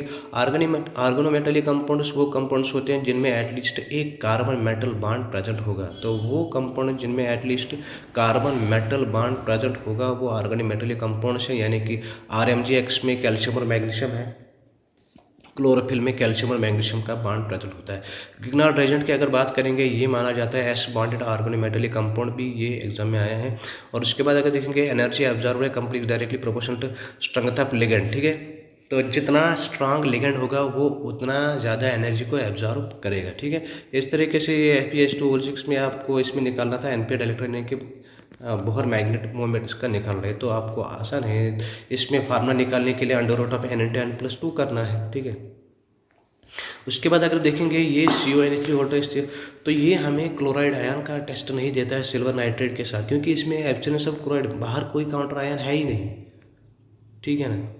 उसके बाद अगर देखेंगे ऑर्डर ऑफ लिगेंड आपको निकालना है, तो ऑर्डर ऑफ लिगेंड आपको पता है, पहले H2 आएगा, फिर NH3, फिर An, ठीक है। अब क्वेश्चन क्या है, वेव लेंगे तो light absorbed will be in the, देखो जितना लिगेंड स्ट्रांग होगा वो उतनी एनर्जी को एब्जॉर्ब करेगा, तो जितना वो एनर्जी को एब्जॉर्व करेगा उतना वो वेवलेंथ को कम एब्जॉर्व करेगा, तो इसका उल्टा आएगा, समझ रहे हैं। इसका अगर पिछला वाला क्वेश्चन हमने किया, जिसको ध्यान देंगे तो आपको ये आएगा। 29 के बाद 30, क्योंकि टाइम बहुत कम है। 30 क्वेश्चन नंबर 30 में अगर आप देखेंगे COH2 जो है ये एब्जॉर्व करता है रेड कलर, तो इसका कम्प्लीमेंट्री कलर कौन सा होता है, इसका ध्यान में रखना, ब्लू। और इसी तरीके से दूसरा कंपाउंड है वो एब्जॉर्व करता है ब्लू ग्रीन कलर, तो इसका कम्प्लीमेंट्री कलर कौन सा है, तो रेड याद रखना है। और उसके बाद आपको देखना है कि लिगेंड में लिगेंड स्ट्रेंथ क्या आपको पता है, H2O फिर NH3CN, आपको एक्साइटेशन एनर्जी निकालना है। तो सीधी सी बात है, मैंने पहले भी कहा कि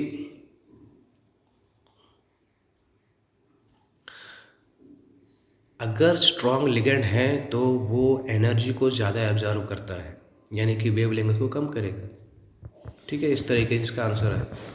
उसके बाद यहाँ पे अगर आपको इस तरीके से कंपाउंड है, इसका ध्यान में रखना है, डाइक्लोरो बिस ट्राइफिनाइल फॉस्फीन, ये न्यूट्रल है, निकल सेकंड आएगा। और PH3P RHCl को कहते हैं विल्किंसन्स कैटलिस्ट, ये यूज होता है for the hydrogenation of alkenes. Primary valency जो है वो आयोनाइजेबल होते हैं और इसको that are satisfied by negative ion, लेकिन सेकेंडरी वैलेंसी जो होते हैं वो नॉन आयोनाइजेबल होते हैं। तो इस कंपाउंड का नाम आप देख सकते हैं, hexaammine nickel second hexa nitro cobaltate. Cobaltate क्यों आया, क्योंकि कोबाल्ट के ऊपर नेगेटिव चार्ज, ठीक है।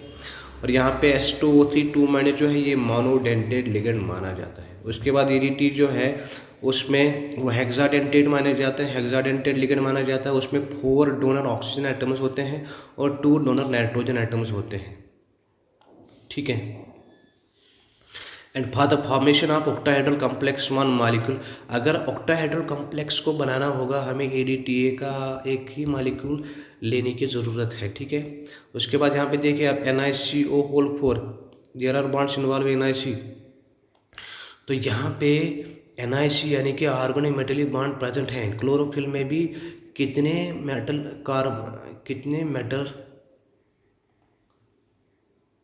क्लोरोफिल की अगर बात करके वहाँ पे 4 बॉन्ड्स पाए जाते हैं, किसके, मैग्नीशियम और नाइट्रोजन के। उसके बाद अगर देखेंगे COCO पर इस कंपाउंड में सिग्मा भी प्रेजेंट है और पाई बॉन्डिंग भी प्रेजेंट है, ठीक है। यानी कि सिग्मा बॉन्डेड और पाई बॉन्डेड ऑर्गेनिक मेटेलिक कंपाउंड है। दूसरा अगर कंपाउंड देखेंगे ये 3 कंपाउंड्स, ये सब के सब पाई बॉन्डेड ऑर्गेनिक मेटेलिक कंपाउंड है, इनको तो आपको ध्यान में ही रखना है। और एक यहाँ पे है SN वाला, तो ये sigma bonded organic metallic compound माना जाता है। उसके बाद स्ट्रॉन्गेस्ट CO बॉन्ड किस में होगा, तो जब भी पॉजिटिव चार्ज बढ़ेगा, ठीक है, तो उसके बाद क्या होगा, उतना वो इलेक्ट्रॉन को कम ही डोनेट कर सकता है किसमें, पाई ऑर्बिटल में, और उतना CO बॉन्ड कम होगा। यानी कि पॉजिटिव चार्ज अगर बढ़ेगा सेंट्रल एटम के ऊपर, उतना मेटल कम ही कंट्रीब्यूट कर पाएगा इलेक्ट्रॉन को पाई ऑर्बिटल में, जिसकी वजह से बॉन्ड वीक होगा। अच्छा, लॉन्गेस्ट CO बॉन्ड किस में होगा, तो इसका अपोजिट आएगा। अगर मेटल एटम के ऊपर नेगेटिव चार्ज बढ़ रहा है तो इसका मतलब है वहाँ पे जो CO बॉन्ड लेंथ होगा वो स्ट्रांग होगा। समझ रहे हैं, इसको ध्यान में रखना इस तरीके से। उसके बाद यहाँ पे इलेक्ट्रॉनिक कन्फिग्रेशन जो है वो कौन सा करेक्टिव वाला है, ठीक है, ये वाला है कि तो K4 एफिशिएंट होल 6 का निकालना है, ठीक है। अगर आप देखेंगे तो ये ऑक्टाहेड्रल आएगा, ऑक्टाहेड्रल में T2G आएगा, फिर EG ऊपर आएगा, फिर आप निकालिए आयरन का चार्ज कितना है, ठीक है, आयरन के ऊपर चार्ज कितना है, फिर आयरन के ऊपर चार्ज +2 आया तो इसमें कन्फिग्रेशन क्या आएगा, 3D6, ठीक है। और CN आपको पता है ये स्ट्रॉन्ग लिगेंड है तो पेयरिंग होगा, इसका मतलब 6 के 6 मतलब जितने भी 6 के 6 इलेक्ट्रॉन जो है वो T2G में ही आएंगे, तो कन्फिग्रेशन आएगा T2G6 से। आसान है।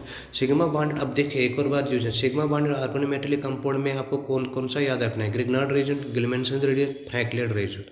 पाई बॉन्ड ऑर्गेनोमेटेलिक कंपाउंड में आपको याद रखना है जीज साल्ट या फेरोसिन, या जिसका दूसरा में मेटोलिसिन, या जिसको हम सैंडविच कंपाउंड भी कहा जाता है। और सिग्मा पाई बॉन्डेड कॉम्प्लेक्स में मेटल कार्बोनिल पाए जाते हैं। मेटल कार्बोनिल एग्जाम्पल है sigma pi bonded organometallic compound में, ठीक है। उसके बाद आइसोमेरिज्म की अगर बात करेंगे, स्टीरियो आइसोमेरिज्म है और स्ट्रक्चरल आइसोमेरिज्म है। स्टीरियो आइसोमेरिज्म में ज्योमेट्रिकल आएगा और ऑप्टिकल आएगा। स्ट्रक्चरल आइसोमेरिज्म में आयोनेशन आइसोमेरिज्म आएगा, लिंकेज आइसोमेरिज्म आएगा, और लिंकेज आइसोमेरिज्म आएगा, और कोऑर्डिनेशन आइसोमेरिज्म आएगा, ठीक है ना। उसके बाद अगर हम आगे बढ़ेंगे तो ज्योमेट्रिकल आइसोमेरिज्म जो है ये हेटेरोलेप्टिक कॉम्प्लेक्स में ये पाया जाता है। इसमें आप देख सकते हैं सिस और ट्रांस। ऑप्टिकल आइसोमेरिज्म इस तरीके से है, अब देख सकते हैं। लिंकेज आइसोमेरिज्म में जब भी डेंटेड लिगेंड होगा तो लिंकेज आइसोमेरिज्म की बात आएगी। कोऑर्डिनेशन आइसोमेरिज्म जो है यहाँ पे इंटरचेंज होता है, लिगेंड जो है इंटरचेंज हो जाते हैं। आयोनेशन की जब भी बात आएगी तो यहाँ पे लिगेंड जो है, ठीक है, लिगेंड का यहाँ पे इस तरीके से एक्सचेंज होता है। और सॉल्वेंट में यहाँ पे वाटर मॉलिक्यूल्स के दरमियान डिफरेंस होगा, ये आपको पता होगा, इसको एक बार देख लीजिएगा। अब यहाँ पे जो इम्पोर्टेंट क्वेश्चन ज्योमेट्रिकल आइसोमेरिज्म, तो जब भी स्क्वायर प्लेनर कॉम्प्लेक्स में, मतलब अगर आपके पास Ma2B2 टाइप होगा, Ma2BC टाइप होगा, MaAb होल 2 टाइप होगा, तो उन सब में जो ज्योमेट्री होगा वो स्क्वायर प्लेनर होगा। और A2B2 ये यूनिडेंटेड है, अगर AB होल ट्वाइस है या BC होल ट्वाइस है वो बाइडेंटेड लिगेंड माना जाता है। और टेट्राहेड्रल कॉम्प्लेक्स में कोई भी ज्योमेट्रिकल आइसोमेरिज्म पॉसिबल नहीं है, किसमें, Ma4 टाइप में और Ma3B टाइप में, इसको ध्यान में रखना है। अगर आपके पास कोई कंपाउंड बनता है Ma4B2 type, MAA whole twice B2 type, Ma3B2 type, तो B3 टाइप, तो उसमें ऑक्टाहेड्रल कॉम्प्लेक्स होगा। अच्छा, ऑप्टिकल आइसोमेरिज्म की अगर बात करेंगे, ऑक्टाहेड्रल कॉम्प्लेक्स में कौन कौन से कॉम्प्लेक्सेस ऑप्टिकल आइसोमेरिज्म शो कर सकते हैं, तो आपको ये कंपाउंड्स ध्यान में रखने हैं। उसके बाद आपको इस तरीके से भी देखना है कि किस में ज्योमेट्रिकल आइसोमेरिज्म पॉसिबल है। PC का मतलब पॉसिबल कॉम्बिनेशन, GI का मतलब ज्योमेट्रिकल आइसोमेरिज्म। देखो Ma4 में पॉसिबल कॉम्बिनेशन कोई भी नहीं है तो ज्योमेट्रिकल आइसोमेरिज्म भी कोई नहीं है, इसी तरीके से आप इसमें देख सकते हैं। और लास्ट में Ma2B2C2 में पॉसिबल कॉम्बिनेशन 5 है तो ज्योमेट्रिकल आइसोमेरिज्म भी कितने होंगे, 5 होंगे, तो इसको भी ध्यान में रखना है। उसके बाद ऑक्टाहेड्रल कॉम्प्लेक्स में DX² Y² DZ² की एनर्जी ज़्यादा होती है तो ये ऊपर आएंगे। और जब भी आप कन्फिग्रेशन निकालेंगे, अगर 4th इलेक्ट्रॉन EG में जा रहा है तो वो कॉम्प्लेक्स हाई स्पिन होगा। अगर 4th, जब भी आप कन्फिग्रेशन निकालेंगे, फिल करेंगे ऑर्बिटल में इलेक्ट्रॉन्स को, अगर 4th इलेक्ट्रॉन T2G में जा रहा है तो वो लो स्पिन होगा। और ये भी आपको पता है कि अगर सेंट्रल एटम के साथ स्ट्रॉन्ग लिगेंड जुड़ा है तो वहाँ पे पेयरिंग होगी। अगर वीक लिगेंड जुड़ा है तो वहाँ पे पेयरिंग नहीं होगी। तो ऑक्टाहेड्रल कॉम्प्लेक्स में बैरी सेंटर के नीचे जो वैल्यू आता है -0.4, ऊपर आता है +0.6। ठीक है, इस तरीके से अभी आपको दिमाग में है। देखो यहाँ पे NH3 जो स्ट्रॉन्ग लिगेंड है, यहाँ पे पेयरिंग होगी, तो पेयरिंग की वजह से जितने भी इलेक्ट्रॉन है T2G में ही जाएंगे। तो T2G का कन्फिग्रेशन आएगा 6 और Eg का कोई नहीं है। डायमैग्नेटिक क्यों है? क्योंकि इसमें कोई अनपेड इलेक्ट्रॉन है ही नहीं। लो स्पिन कॉम्प्लेक्स क्यों है? क्योंकि इसमें कोई अनपेड इलेक्ट्रॉन है ही नहीं। तो वाटर जो अगर लेंगे, ये वीक लिगेंड है, तो यहाँ पे पेयरिंग नहीं होगी। तो पहले आएगा T2G में 1 2 3, फिर 4th 5th Eg में जाएगा, फिर 6 जाएगा T2G में। तो अगर आप कन्फिग्रेशन निकालेंगे इस तरीके से, तो क्या अनपेड इलेक्ट्रॉन तो दिख रहे हैं, तो पैरामैग्नेटिक है। बहुत अनपेड इलेक्ट्रॉन 4 है, तो हाई स्पिन कम्प्लेक्स है।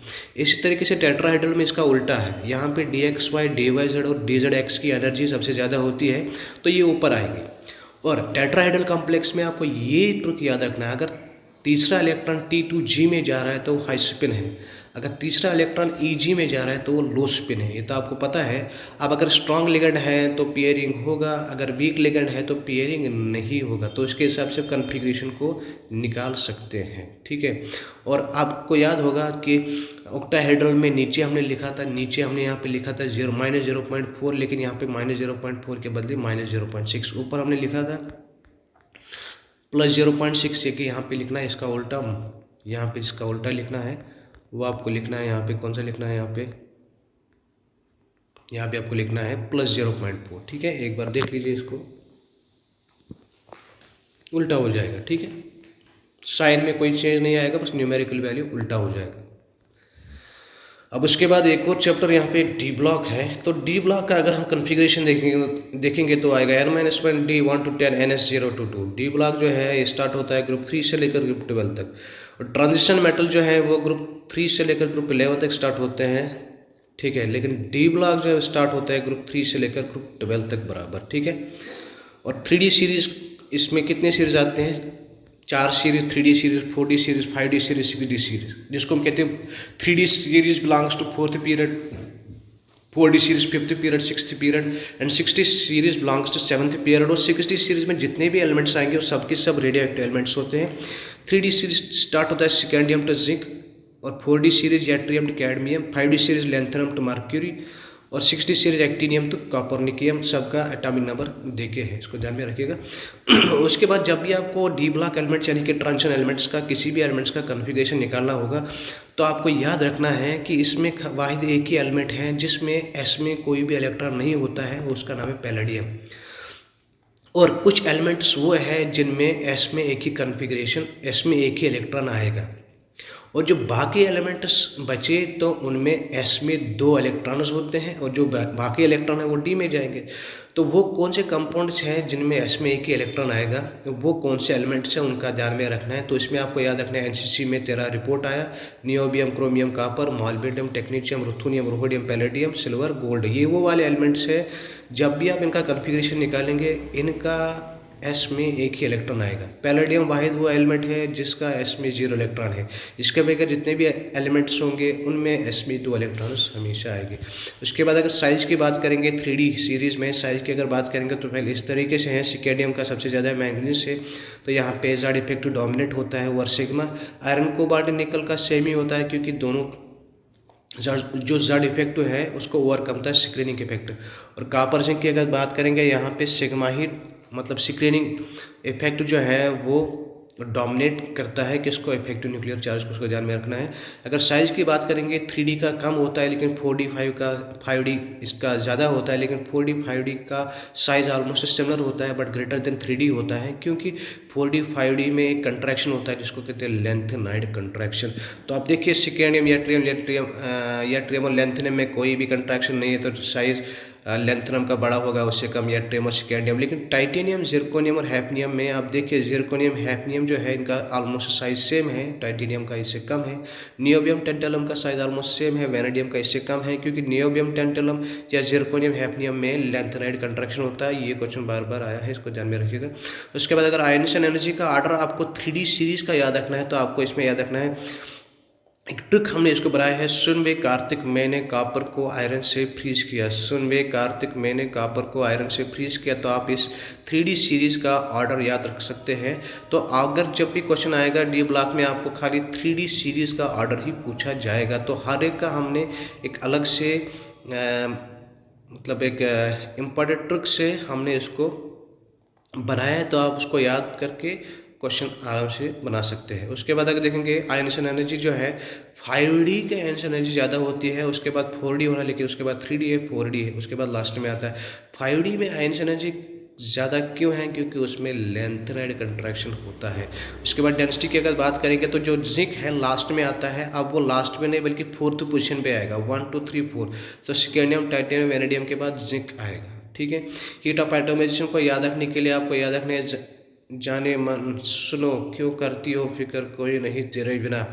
जाने मन सुनो क्यों करती हो फिक्र कोई नहीं तेरे बिना।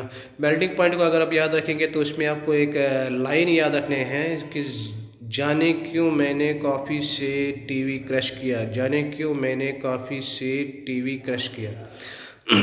और ऑक्सीडेशन नंबर जो है किसका क्या स्टेबल है तो उसको आपको याद रखना। तू जानती है ये सच नहीं, तू नहीं वे माही कर फिक्र मेरे मन की। तू जानती है ये सच नहीं, तू नहीं वे माही कर फिक्र मेरे मन की। तो आप इसमें स्टेबल ऑक्सीजन नंबर याद रख सकते हैं किस एलिमेंट का क्या है। तो जिंक, कैडमियम, मर्क्यूरी का मेल्टिंग पॉइंट लो होता है क्योंकि उसमें अनपेयर्ड इलेक्ट्रॉन पाया जाता है। ठीक है, उसके बाद अगर हम बात करेंगे क्रोमियम, मॉलिब्डेनम, टंगस्टन जो है इनका मेल्टिंग पॉइंट हाई होता है क्योंकि उनमें 6 अनपेयर्ड इलेक्ट्रॉन पाए जाते हैं। ऑस्मियम और इरिडियम जो है इनमें हाईएस्ट डेंसिटी होती है, आप चेक भी कर सकते हैं। और 3D सीरीज में कॉपर की डेंसिटी हाई होती है, सिकेंडियम की लोवेस्ट डेंसिटी होती है। और ऑक्सीडेशन स्टेट अगर आप याद रखेंगे सिकेंडियम का +3 होता है, क्रोमियम का +1 +2 +3 +4 +5 +6, मैंगनीज का +2 +3 +4 +5 +6 +7, कॉपर का +1 एंड +2 खाली, और जिंक का +2 होता है। मर्क्यूरी जो है इसको हम थर्मामीटर में यूज़ करते हैं। और मर्क्यूरी वाहिद वो एलिमेंट हैं जो कि लिक्विड होता है रूम टेम्परेचर पे क्योंकि उसका मेटेलिक बॉन्ड वीक होता है और उसके पास आयनिसन एनर्जी हाई होती है। अब बात करेंगे एक और क्वेश्चन का कि कौन से कंपाउंड्स को अगर हम पासन करेंगे एसिडिफाइड KNO4 में तो एसिडिफाइड KNO4 कलरलेस बनेगा, यानी कि उसका बनेगा MnSO4। तो उसका नाम आपको याद रखना है H2O2, FeSO4 और SO2, 3 चीज़ें याद रखनी है। जो कॉपर 2+ होता है ये ज़्यादा स्टेबल होता है कॉपर प्लस से, और CO2 एंड FeI2 जो है वो एग्जिस्ट नहीं करते हैं क्योंकि जो I- है वो स्ट्रॉन्ग रिड्यूसिंग एजेंट होता है। और CrO3 एंड Mn2O7 जो है एसिडिक नेचर के होते हैं। इंटरस्टिशियल कंपाउंड्स में आपको पता है कि हाइड्रोजन, कार्बन, नाइट्रोजन जो है वो ट्रैप हो जाता है इनसाइड द क्रिस्टल लैटिस। और इंटरस्टिशियल कंपाउंड में आपको एग्जांपल याद रखने हैं, MnO4N है, TiC है, और ये नॉन स्टोइकियोमेट्रिक कंपाउंड्स है, ये वेरी हार्ड होते हैं, ये मेटालिक कंडक्ट को रिटेन करते हैं, ये कमी के लिए इनर्ट होते हैं, इनका melting point higher than pure metals होता है। एलॉय फॉर्मेशन में स्टील आपको याद रखना है कार्बन प्लस आयरन, लेकिन कार्बन वो स्टील वो वाहिद एलॉय है जिसमें जो एक एलिमेंट नॉन मेटल होता है, ये भी क्वेश्चन आया था। और ब्रास में कॉपर और जिंक होता है, ब्रॉन्ज में कॉपर और टिन। और पोटेशियम पर मैंगनेट की अगर बात करें बहुत इंपॉर्टेंट है, बहुत सारे क्वेश्चन इसमें आए हैं।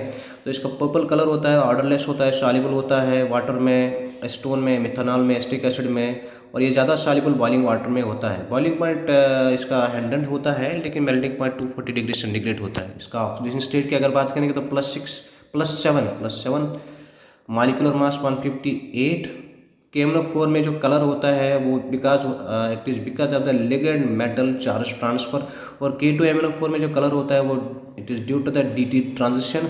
और KNO4 में जो एन फैक्टर है बेसिक मीडियम में 1 होता है, न्यूट्रल मीडियम में 3 होता है, और एसिडिक मीडियम में 5 होता है। तो प्रिपरेशन इसको हम करते हैं पायरोल्यूसाइड, यानी कि MnO2 ब्लैक या डार्क ग्रे कलर होता है। ठीक है, तो इसमें आप देख सकते हैं O2 के साथ आप HNO3 भी ले सकते हैं या KClO4 भी ले सकते हैं, और बाहर Cl2 के बदले आप O3 या CO2 को भी आप ले सकते हैं। और KNO4 के अगर देखेंगे ये हम यूज़ करते हैं लेबॉर्ट्री में for the test of unsaturation in organic compounds. तो उसमें बेयरिश रेजेंट का यूज़ किया जाता है, यानी कि KNO4 के साथ KOH मिक्स करके एक रेजेंट बनता है जिसको कहते हैं बेयरिश रेजेंट, जिससे हम टेस्ट करते हैं अनसैचुरेशन। अपनी ऑर्गेनिक मालिक्यूल। और KMnO4 यूज़ किया जाता है एज ए डिसइंफेक्टेंट, और ये for gargling of sore throat, इससे हम ड्राई सेल्स भी बनाते हैं।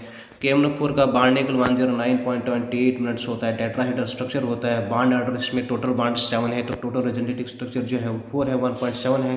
तो फॉर्मल चार्ज की अगर बात करेंगे, total charge divide by total resonating structure, तो KMnO4 में टोटल चार्ज -1 होता है और रेजोनेटिक स्ट्रक्चर 4 है तो -0.25 आएगा। उसके बाद KMnO4 का अगर बात करेंगे, जिसका पर्पल कलर होता है, ये सेल्फ इंडिकेटर माना जाता है, किसमें Fe2+ और या C2O4 टाइट्रेशन में KMnO4 सेल्फ इंडिकेटर माना जाता है। इट्स सोल्यूशन इज और जो KMnO4 का जो सोल्यूशन है वो एसिडिक मीडियम में अनस्टेबल होता है। और दूसरा ये है कि आपको KMnO4 के कितने मोल्स लेने हैं ताकि आप 1 मोल ऑफ FeC2O4 को ऑक्सीडाइज कर सकते हैं एसिडिक मीडियम में, तो आपको इसमें याद रखना है 0.6 मोल। और आपको कितने मोल्स KMnO4 के लेने हैं ताकि आप 1 मोल ऑफ KI को रिड्यूस कर सकते हो अल्कलाइन मीडियम में, तो उसका आंसर 2 याद रखना है। तो आपको कितने मोल्स ऑफ KMnO4 चाहिए ताकि आप उसको 1 मोल ऑफ सल्फाइड आयन के साथ रिएक्ट करा सकते हैं एसिडिक सोल्यूशन में, तो इसका 2/5 आएगा। तो आपको कितने मोल्स K2Cr2O7 को लेने हैं ताकि आप 1 मोल ऑफ SN2+ आयन को रिड्यूस कर सकते हो, तो इसका आंसर आएगा 1/3। इन सब क्वेश्चंस को याद रखो, बार बार देख लो, ये बहुत बार आया एग्जाम में। तो इसका सोल्यूशन भी निकालने के लिए, लेकिन आप इसको यहाँ पे देख सकते हैं, ऐसे भी रिटेन कर सकते हैं मेमोरी में। अगर K2Cr2O7 को कंसनट्रेटेड H2SO4 और NaCl के साथ मिलाएंगे ना, तो वहाँ पे डीप रेड वेपर बनेंगे, और उसके बाद उस रेड वेपर को अगर आप पासन करेंगे NaOH सोल्यूशन में, तो आपको येलो सोल्यूशन बनेगा Na2CrO4। और इसके अलावा वहाँ पे क्रोमाइड क्लोराइड भी बनेगा, इसको कहते हैं क्रोमाइड क्लोराइड टेस्ट भी। और अगर हम एसिडिफाइड सोल्यूशन ऑफ K2Cr2O7, ठीक है, एसिडिफाइड सोल्यूशन ऑफ K2Cr2O7 जो है, जब वो रिएक्ट करता है KI के साथ, तो वो लिबरेट करता है आयोडीन गैस। K2Cr2O7 जो है वो यूज़ हो जाता है एज स्टैंडर्ड सोल्यूशन, जिससे हम एस्टिमेट करते हैं Fe2+ आयन को एसिडिक मीडियम में। अगर पोटेशियम डाइक्रोमेट की अगर बात करेंगे तो उसका n फैक्टर 6 होता है। तो स्ट्रक्चर भी आप इसको याद रख सकते हैं यहाँ पे KMnO4 का। ये K2Cr2O7 potassium dichromate orange colour का होता है, bond angle 109.28, tetrahedral structure, bond order, इसमें टोटल रेजोनेटिक स्ट्रक्चर 6 होते हैं, टोटल बॉन्ड्स 9 होते हैं, तो इसका बॉन्ड ऑर्डर 1.5। इसका जो स्ट्रक्चर अगर देखेंगे, total structures of chromate ion जो है वो 9 बनते हैं। और आप यहाँ पे देख सकते हैं K2Cr2O7 में 6 बॉन्ड्स इक्वल होते हैं, जो टर्मिनल वाले हैं, जिसको हमने X से डिनोट किया है, और 2 CRO बॉन्ड्स इक्वल होते हैं। अगर बॉन्ड लेके देखेंगे तो जिसको हमने रिप्रेजेंट किया है Y से, तो वो बॉन्ड लेंथ ज़्यादा होती है एज कम्पेयर टू जिसको हमने रिप्रेजेंट किया है X से। तो क्रोमाइड क्लोराइड टेस्ट में आप देख सकते हैं ये यूज़ किया जाता है for the detection of ionic compounds, ठीक है, और न कि कोलड कंपाउंड्स, यानी कि AgCl, SnCl4, PbCl4, HgCl2, HgCl2, HgCl प्यार हो गया, इससे आप इसको याद रख सकते हैं। तो कोलर क्लोराइड CA वाले टेस्ट शो नहीं करते, खाली आयनिक कंपाउंड ये टेस्ट शो कर सकते हैं। इस तरीके से आप इसको ध्यान में रखेंगे, तो यहाँ पे रेड ब्राउन वेपर बनता है, लास्ट में येलो सोल्यूशन, ये हमने इससे पहले भी बात की। उसके बाद देखेंगे K2Cr2O7 का boiling point 500, melting point 398, molecular weight 298, installable होता है अल्कोहल में, स्टोन में, और ट्राइक्लिनिक स्ट्रक्चर होता है। इसका जो n फैक्टर होता है K2Cr2O7 का 6 होता है। तो K2Cr2O7 को हम क्रोमाइड और या आयरन क्रोमाइड और से इसको प्रिपेयर करते हैं, ठीक है। लास्ट में K2Cr2O7 यानी कि K2Cr2O7 twice H2O, ये मतलब बाईहाइड्रेट पोटेशियम डाइक्रोमेट होता है एक्चुअल में। तो दूसरा जो सबसे इंपॉर्टेंट क्वेश्चन जो है, K2Cr2O7 को अगर हम KOH के साथ मिक्स कराएंगे, जिसका pH ग्रेटर देन 7 होगा, वो तो K2CrO4 बनाएंगे, जिसका येलो कलर होगा। फिर अगर हम K2CrO4 को एसिड ऐड करेंगे, यानी कि सल्फ्यूरिक एसिड, जिसका pH लेस देन 7 होगा, वहाँ पे बनेगा K2Cr2O7, इनके ऑरेंज कलर का बनेगा। ये बहुत बार क्वेश्चन आया है, इसको ध्यान में रखना है। अगर K2Cr2O7 को आप मिक्स कराएंगे हाइड्रोजन पेरोक्साइड के साथ, तो वहाँ पे CrO5 बनेगा। अगर K2Cr2O7 को 611 केल्विन पे हीट देंगे, तो कौन कौन से बाई प्रोडक्ट्स यहाँ पे आपको ध्यान में रखना है। V2O5 की अगर बात करेंगे, तो ये यूज़ होता है as a catalyst for the manufacture of H2SO4 in contact process. TiCl4 plus aluminium CH3 whole thrice ये यूज़ होता है as a catalyst for the polymerization of ethylene. PDCl2 use होता है for the oxidation of ethyne to ethanol. Nickel complexes जो use होते हैं polymerisation of alkynes में। अगर Cr3 प्लस की बात करेंगे, स्टेबल कंपाउंड होता है compare to V3+ and Ti3 plus, क्योंकि इसके पास होता है मोस्ट स्टेबल कन्फिग्रेशन, यानी कि इसमें कन्फिग्रेशन जो होता है T2G3 होता है, इसमें मोस्ट स्टेबल कन्फिग्रेशन होता है, इसलिए Cr3 प्लस स्टेबल होता है as compare to V3+ and Ti3 plus. उसके बाद अगर आगे बढ़ेंगे तो यहाँ पे Ni2 plus and Ti3 plus जो है ये कलर्ड होते हैं एक्वस सोल्यूशन में, क्योंकि इनके पास अनपेयर्ड इलेक्ट्रॉन्स होते हैं, इसलिए ये कलर्ड होते हैं। उसके बाद अगर देखेंगे आगे बढ़ेंगे तो यहाँ पे KMnO4 का अगर आई के साथ न्यूट्रल या अल्कलाइन मीडियम के साथ रिएक्ट कराएंगे तो वहाँ पे आपको आयोडेट मिलेगा। मेटल डिस्प्लेसमेंट रिएक्शन, ये देखो यहाँ पे अल्मोनियम रिप्लेस कर रहा है किसको, क्रोमियम को। और अगर प्रोमिथियम की बात करेंगे तो वो वाहिद एक एलिमेंट है जो सिंथेटिक मेथड से बनाया जाता है। और एक्टिनाइड में जो वैलेंसी होती है वो वेरिएबल होती है। आयनिक रेडियम में आप इस तरीके से याद रख सकते हैं, क्वेश्चन आया है। और उसके बाद ब्लॉक की अगर बात करेंगे तो यहाँ पे लेंथेनाइड्स आएगा। तो लेंथेनाइड्स में टोटल 14 एलिमेंट्स होते हैं और it belongs to 4F series और इट बिलोंग्स 6th पीरियड। ये स्टार्ट होता है सीरियम से लेकर ल्यूटेशियम। सीरियम का टाइम नंबर 58, ल्यूटेशियम का 71। इसमें आप याद रख सकते हैं CpNpAcGTD होएटाइल, ये ब्लॉक में सीरीज है, इसको आप याद रख सकते हैं CpNpAcGTD होएटाइल। उसके बाद लेंथेनाइड्स का अगर जनरल इलेक्ट्रॉनिक कन्फिग्रेशन लिखेंगे तो आएगा N-2 F1 to 14 N-1 D0 to 1 NS2। उसके बाद आएगा ड्यू टू लेंथेनाइड कंट्रैक्शन जो है 4D सीरीज के जो ट्रांजिशन एलिमेंट्स है वो सिमिलरिटी है किनके साथ, with the 5D series of elements. ठीक है, लेंथेनाइड कंट्रैक्शन की वजह से 4D series of transition element जो है उनकी प्रॉपर्टी मैच होती है with the 5D series of elements. ठीक है, ड्यू टू लेंथेनाइड कंट्रैक्शन। उसके बाद अगर देखेंगे यूरेपियम, गैडोलियम, टर्बियम का अगर कन्फिग्रेशन निकालना होगा NCERT का, इसका ज़रा ध्यान रखिएगा कि इसमें क्या इलेक्ट्रॉन फिल करने हैं। उसके बाद देखेंगे कि एक्टिनाइड्स में ऑक्सीडेशन स्टेट ज़्यादा होता है। ज़्यादा क्यों होता है? क्योंकि वो ज़्यादा से ज़्यादा शो करते हैं, क्योंकि उनमें एक्टिनाइड्स में जो 5F, 6D और 7S सबशेल होते हैं ना, उनकी जो एनर्जी होती है वो ऑलमोस्ट सेम होती है। ठीक है, या थोड़ा ऊपर नीचे डिफरेंस होता है, इसलिए इनमें मैक्सिमम स्टेट्स शो करते हैं। ठीक है, एक और रिएक्शन यहाँ पे आप देख सकते हैं। उसके बाद अगर जर्मन सिल्वर की बात करेंगे तो इसमें वो एलॉय ऑफ कॉपर होता है, जिंक होता है, निकल होता है। कॉपर 56% होता है। और कॉपर सल्फेट को अगर आप डिजॉल्व करेंगे एक्सकेशियन में तो वो देगा K3CuCN4। और एसिडिफाइड पोटेशियम डाइक्रोमेट जो है ये जब सोडियम थायोसल्फेट के साथ रिएक्ट होता है तो ये ग्रीन कलर में कन्वर्ट हो जाता है, क्योंकि उस पर बनता है नया कंपाउंड Cr2SO4 होता है। और सोडियम डाइक्रोमेट जो है हाइग्रोस्कोपिक होता है, लेकिन पोटेशियम डाइक्रोमेट हाइग्रोस्कोपिक नहीं होता है, इसलिए हम सोडियम डाइक्रोमेट को ही यूज़ करते हैं, क्योंकि यह हाइग्रोस्कोपिक होता है।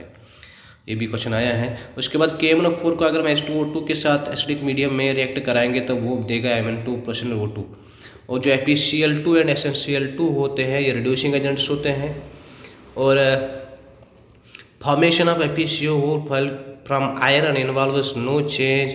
जब भी FeCO5 आयरन से बनेगा वहाँ पे चार्ज कोई भी चेंज नहीं होगा, आयरन का जो पहले था बाद में भी वही आएगा। अगर हम SO2 को K2Cr2SO में पास ऑन करेंगे तो वहाँ पे ग्रीन कलर का Cr2SO4 थ्राइस बनेगा, लेकिन अगर KMnO4 में करेंगे तो वो कलरलेस बनेगा। अमेरिकियम का आप देखिए चार्ज कितना है, +2 +3 +4 +5 +6।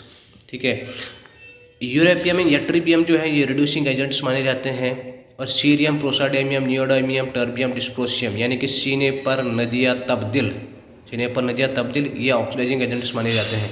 और अगर देखेंगे मोस्ट कॉमन ऑक्सीजन स्टेट जो लेंथेनाइड्स का होता है वो +3 होता है।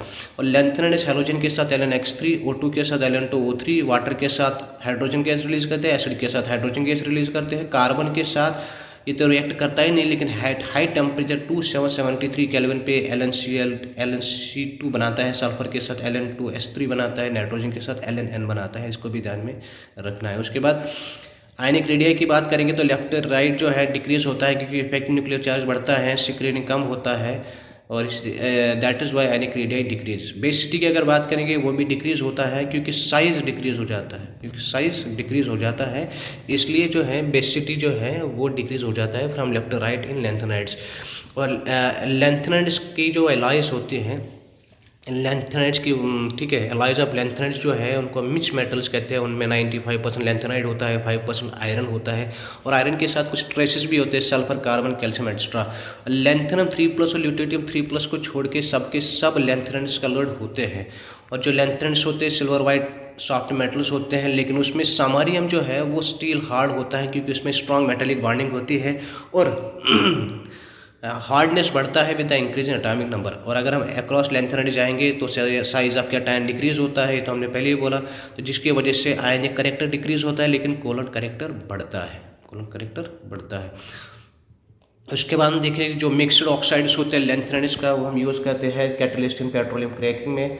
ऑक्साइड्स ऑफ लेंथेनाइड जो होते हैं वो हम यूज़ करते हैं for polishing glass and to make optical glass. Ceric sulphate oxidising agent होता है, ये यूज़ होता है वॉल्यूमेट्रिक एनालिसिस में। एक्टिनाइड्स की अगर बात करेंगे तो इनका इलेक्ट्रॉनिक कन्फिग्रेशन जो है N-2 F1 to 14 N-1 D021 NS02 जिस तरीके से उनमें था। तो कॉमन ऑक्सीडेज स्टेट लेंथेनाइड्स का भी +3 है, इनका भी +3 होता है। तो एटॉमिक रेडियल लेंथेनाइड्स का भी डिक्रीज होता है, एक्टिनाइड्स का भी डिक्रीज होता है ड्यू टू एक्टिनाइड कंट्रैक्शन, ठीक है, या due to poor screening of 5f electron. वहाँ पे 4f इलेक्ट्रॉन था, यहाँ पे 5f इलेक्ट्रॉन है। जो एक्टिनाइड्स होते हैं सबके सब रिड्यूसिंग एजेंट्स होते हैं, सबके सब रेडिएक्टिव होते हैं। और एक्टिनाइड्स में जितने भी कंपाउंड्स होते हैं सबके सब बेसिक होते हैं। अब जरा इसको ध्यान रखना, ये बहुत इंपॉर्टेंट है, इससे भी बहुत सारे क्वेश्चंस बनेंगे। लेंथेनाइड्स जो है वो यूजुअली शो करते हैं +2 एंड +4 ऑक्सीजन स्टेट कुछ केसेस में, लेकिन एक्टिनाइड्स कुछ केसेस में +4, +5, +6, +7 भी शो करते हैं। लेंथेनाइड्स के आयन जो है जनरली वो कलरलेस होते हैं, लेकिन एक्टिनाइड्स के जो आयन होते हैं वह कलर्ड होते हैं। तो लेंथेनाइड्स कम ही कम्प्लेक्स कंपाउंड्स बनाते हैं, लेकिन ये ज़्यादा कम्प्लेक्स कंपाउंड्स बनाते हैं। ये वीक बेसिक होते हैं, एक्टिनाइड्स के कंपाउंड स्ट्रांगली बेसिक होते हैं। लेंथेनाइड्स ऑक्सोकैटायंस नहीं बनाते हैं, जबकि एक्टिनाइड्स ऑक्सोकैटायंस बनाते हैं। लेंथेनाइड्स सबके सब नॉन रेडियोएक्टिव होते हैं लेकिन प्रोमेथियम के बगैर, लेकिन एक्टिनाइड्स में जितने भी एलिमेंट्स हैं सबके सब रेडियोएक्टिव है। लेंथेनाइड्स की प्रॉपर्टी मैग्नेटिक प्रॉपर्टी को ईजिली एक्सप्लेन कर सकते हैं, लेकिन मैग्नेटिक प्रॉपर्टी ऑफ एक्टिनाइड्स को ईजिली एक्सप्लेन नहीं कर सकते हैं क्योंकि वो रेडियो एक्टिव एलिमेंट्स होते हैं। उसके बाद अगर देखेंगे एक्टिनाइड्स की जो आयन एनर्जी है वो लोअर होती है किससे, लेंथेनाइड से, क्योंकि 5f जो है वो ज़्यादा इफेक्टिवली शील्ड होता है न्यूक्लियर चार्ज से। एक्टिनाइड जो है जब वो बॉइलिंग वाटर के साथ रिएक्ट होते हैं तो वो मिक्सचर बनाते हैं ऑक्साइड एंड हाइड्राइड का, ज़रा ध्यान रखिएगा। उसके बाद अगर एक्टिनाइड जो है वो कंबाइन हो जाते हैं with most of the non metals के साथ, लेकिन मॉडरेट टेम्परेचर पे। एक्टिनाइड्स भी सॉफ्ट होते हैं, उन सॉफ्ट मेटल्स होते हैं जस्ट लाइक लेंथेनाइड्स, और उनको हम कट कर सकते हैं with the help of knife भी। उसके बाद अगर देखेंगे एक्टिनाइड जो है जब वो हॉट वाटर या डाइल्यूट एसिड के साथ रिएक्ट होते हैं तो वो हाइड्रोजन गैस प्रोड्यूस करते हैं, लेकिन अगर बॉइलिंग वाटर के साथ रिएक्ट कराएंगे तो ऑक्साइड और हाइड्राइड बनाता है। और जो एलिमेंट्स है जिनका एटॉमिक नंबर 92 है, वो एलिमेंट जिनका एटॉमिक नंबर 2 है, और वो एलिमेंट जिनका एटॉमिक नंबर 92 से अनवर्ड्स है वो ट्रांसयूरेनिक एलिमेंट्स माने जाते हैं। और जितने भी एक्टिनाइड्स हैं वो रिएक्ट करते हैं HCl के साथ, लेकिन HNO3 के साथ वो कम ही रिएक्ट कर पाते हैं क्योंकि वहाँ पे उससे वो बनाते हैं ऑक्साइड लेयर। और एसिडिक ऑक्साइड में आप देखो कौन कौन से एग्जाम्पल, बेसिक ऑक्साइड और एम्फोटेरिक ऑक्साइड।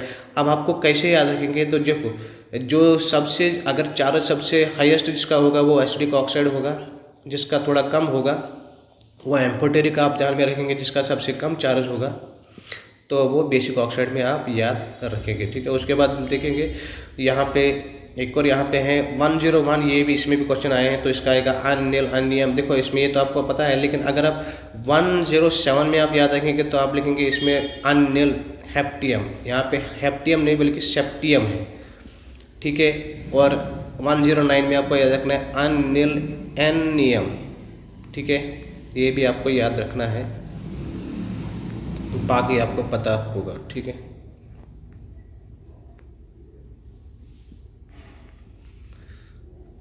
अब उसके बाद लास्ट वाला जो इसमें इनऑर्गेनिक केमिस्ट्री का जो चैप्टर है वह है पीरियोडिक क्लासिफिकेशन ऑफ एलिमेंट्स। और केमिकल बॉन्डिंग को हम फिजिकल केमिस्ट्री में ही डिस्कस करेंगे, वो सिलेबस में भी फिजिकल केमिस्ट्री में ही देखे हैं। तो पीरियोडिक क्लासिफिकेशन की बात करेंगे, लास्ट वाला चैप्टर इनऑर्गेनिक केमिस्ट्री का। तो इस वीडियो को आप बार बार देखेंगे तो जितना आप इसको बार बार देखेंगे चीज़ें जो है रिटेन हो जाएंगे और इस पर मैक्सिमम स्कोर कर पाएंगे। अब देख लेना है जो एनसीईआरटी लाइन बाय लाइन और प्रीवियस ईयर क्वेश्चन जो है उन्होंने उसको डिस्कस किया है इस वाली वीडियो में। तो एक क्विक रिवीजन के साथ हम इसको आपके साथ शेयर कर रहे हैं। तो कोलेंट रेडियस की अगर बात करेंगे तो कोलेंट रेडियस H2HCl में पाया जाता है, van der Waals radius helium neon argon में पाया जाता है, मेटालिक रेडियस सोडियम कैल्शियम में पाया जाता है। और आप देखेंगे कि रेडियस जो है वो कौन सा सबसे ज़्यादा होता है, इस तो आपको याद रखना है VMC। पहले वान डर वाल्स रेडियस सबसे हाईएस्ट होता है, सबसे ज़्यादा होता है, फिर मेटालिक रेडियस, फिर कोलेंट रेडियस। उसके बाद एटॉमिक रेडियस में कौन कौन से फैक्टर इफेक्ट करते हैं, तो आपको याद रखना है माइन, ठीक है। M का मतलब क्या है, मल्टीपलिसिटी ऑफ बॉन्ड, ठीक है। I का मतलब आयनिक करेक्टर, N का मतलब नंबर ऑफ शेल्स, E का मतलब इफेक्टिव न्यूक्लियर चार्ज। तो इन सब में जो रिलेशनशिप है वो आप इसको देख सकते हैं क्या क्या है। तो आयंस एनर्जी की बात करेंगे तो इसमें आपको याद रखने फैक्टर्स इफेक्टिव आयंस एनर्जी में आपको शार्प याद रखना है, शार्प। तो S फॉर सिक्लिनिक effect, H for half filled and fully filled orbitals, A for atomic radii, P for penetration effect, ठीक है। तो ये सब आपको ध्यान में रखने हैं। So these are the factors which are affecting the ionization energy.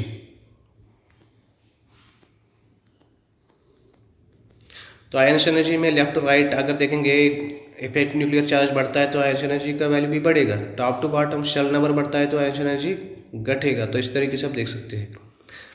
तो आयनिक एनर्जी फर्स्ट का मतलब क्या है, जब आप गैसियस एटम से एक इलेक्ट्रॉन को रिमूव करेंगे तो वो बनेगा आयनिक एनर्जी फर्स्ट। अगर आप गैसियस एटम से सेकंड इलेक्ट्रॉन को रिमूव कर रहे हैं, आयनिक एनर्जी सेकंड हो गया। थर्ड इलेक्ट्रॉन को आप रिमूव कर रहे हो तो आयनिक एनर्जी थर्ड होगा। तो सबसे हाईएस्ट जो है आयनिक एनर्जी थर्ड ही होगा ना, उसके बाद I2 I1। एक्सेप्शन जो है इनर्ट गैसेस या जो ग्रुप 18 है उनके पास हाईएस्ट आयनिक एनर्जी होती है क्योंकि उनमें फुली फिल्ड ऑर्बिटल होता है। तो आयनिक एनर्जी में अगर सेकंड पीरियड का अगर आप या आर्डर याद रख सकते हैं या तो आपको इलेक्ट्रॉनिक कन्फिगरेशन से निकालना है, नहीं तो इसमें थोड़ा इस तरीके से करना है, बोरान को पहले फिर बेरिलियम को बाद में, ऑक्सीजन को पहले फिर नाइट्रोजन को बाद में, ठीक है। थर्ड पीरियड का अगर आप देखेंगे इसमें भी एल्युमिनियम को पहले फिर मैग्नीशियम को बाद में, सल्फर को पहले फिर फास्फोरस को बाद में, ठीक है। और बोरान फैमिली में आपको याद रखना है बात गई इसमें याद रखना है। और 5D के बाद 3D के बाद 4D, ये तो आपने डी ब्लॉक में भी देखा इसको। बेरिलियम बोरान में आयनिक एनर्जी किसकी ज़्यादा होगी, देखो बेरिलियम में स्टेबल कन्फिग्रेशन तो फर्स्ट वाला तो उसी में होगा। तो सेकंड जो आपने इसमें एक इलेक्ट्रॉन रिमूव किया उसमें भी, तो इसका मतलब है बोरान में सेकंड अब ज़्यादा होगा वो स्टेबल बनाना, एक इलेक्ट्रॉन को आपने रिमूव किया। तो नाइट्रोजन 7 में अगर देखेंगे स्टेबल कन्फिग्रेशन पहले ही आ रहा है ना 2p3, तो नाइट्रोजन ज़्यादा होगा। अब सेकंड एनर्जी की बात करेंगे तो 2p में आपने एक निकाला तो वहाँ पे 2 ही बचे, और ऑक्सीजन में आपने p से एक निकाला तो वहाँ पे 3 बचे, तो ऑक्सीजन स्टेबल बन गया, तो ऑक्सीजन में ज़्यादा होगा इस तरीके से।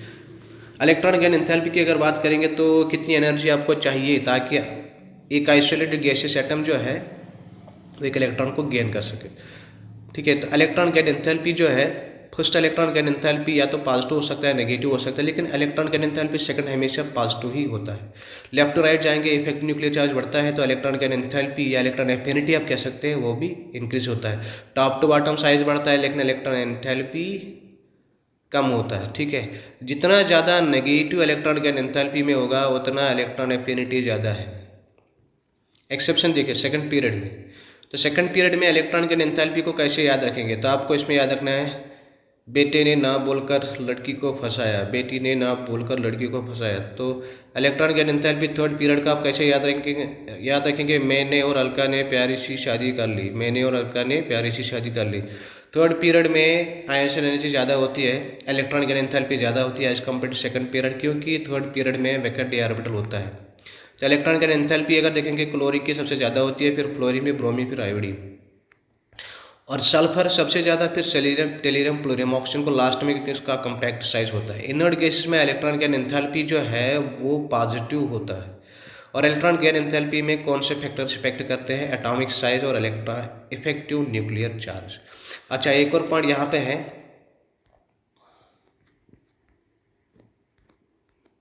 अगर आयनिक एनर्जी को आपको निकालना होगा तो इसके लिए एक ट्रिक है, ionic energy is equal to G-1 का square into 13.6 electron volt. G का मतलब है एटॉमिक नंबर। मान लीजिए Ag24 में आपको आयनिक एनर्जी निकालना है, हीलियम का एटॉमिक नंबर 2 होता है, -1 इंटू 13.6 आएगा 13.6 इलेक्ट्रॉन वोल्ट। उसके बाद इलेक्ट्रोनेगेटिविटी है, इलेक्ट्रोनेगेटिविटी क्या होता है? Tendency of an atom. ये एटम की टेंडेंसी होती है जिसकी वजह से इलेक्ट्रॉन पेयर को अपनी ओर खींचता है। लेफ्ट टू राइट जाएंगे, इफेक्टिव न्यूक्लियर चार्ज बढ़ेगा, चार्ज बढ़ेगा तो इलेक्ट्रोनेगेटिविटी भी इंक्रीज होगा। Top to bottom number of shells बढ़ेगा तो इलेक्ट्रोनेगेटिविटी डिक्रीज होगा। तो इलेक्ट्रोनेगेटिविटी जो है, देखो हाइड्रोजन फास्फोरस की इलेक्ट्रोनेगेटिविटी ऑलमोस्ट सेम होती है 2.1, carbon iodine sulphur 2.5, nitrogen chlorine 3.1। मतलब Hp आपको याद रखना है, यहाँ पे सिस याद रखना है, सिस ट्रांस होता है ना, यहाँ पे NC है, NC नेशनल कांग्रेस। और यहाँ पे देखिए कि इलेक्ट्रोनेगेटिविटी जो है किसकी ज़्यादा होती है, A2+ की ज़्यादा होती है, फिर A+, फिर A, फिर A2-, A-, इसका रिवर्स आएगा, ठीक है। और इलेक्ट्रोनेगेटिविटी आपको ऐसे भी याद रख सकते, इसका मैंने अलग से भी वीडियो बनाया है। नोबल गैस का इलेक्ट्रोनेगेटिविटी 0 होती है, लेकिन हाइड्रोजन का 2.1, फिर जो लिथियम आता है, लिथियम बेरिलियम बोरान, फिर आपको 1 लेना है, फिर 0.5 बढ़ाना है, फिर सोडियम का 0.9 लेना है, फिर 0.3 बढ़ाना है। लेकिन यहाँ पे थोड़ा वेरिएशन है, यहाँ पे 2.1 के बाद 2.4 आना चाहिए, जबकि 2.5 आता है, थोड़ा एक्सेप्शंस आर एवरीवेयर। उसके बाद देखेंगे इलेक्ट्रोनेगेटिविटी, बोरान, ऑक्सीजन, लिथियम का ऑर्डर किस तरीके से आएगा, फ्लोरीन, क्लोरीन, ब्रोमीन में कौन सा आएगा, ऑक्सीजन, सल्फर, सेलेनियम में कौन सा आएगा, कैल्शियम, मैग्नीशियम, बेरिलियम में कौन सा आएगा।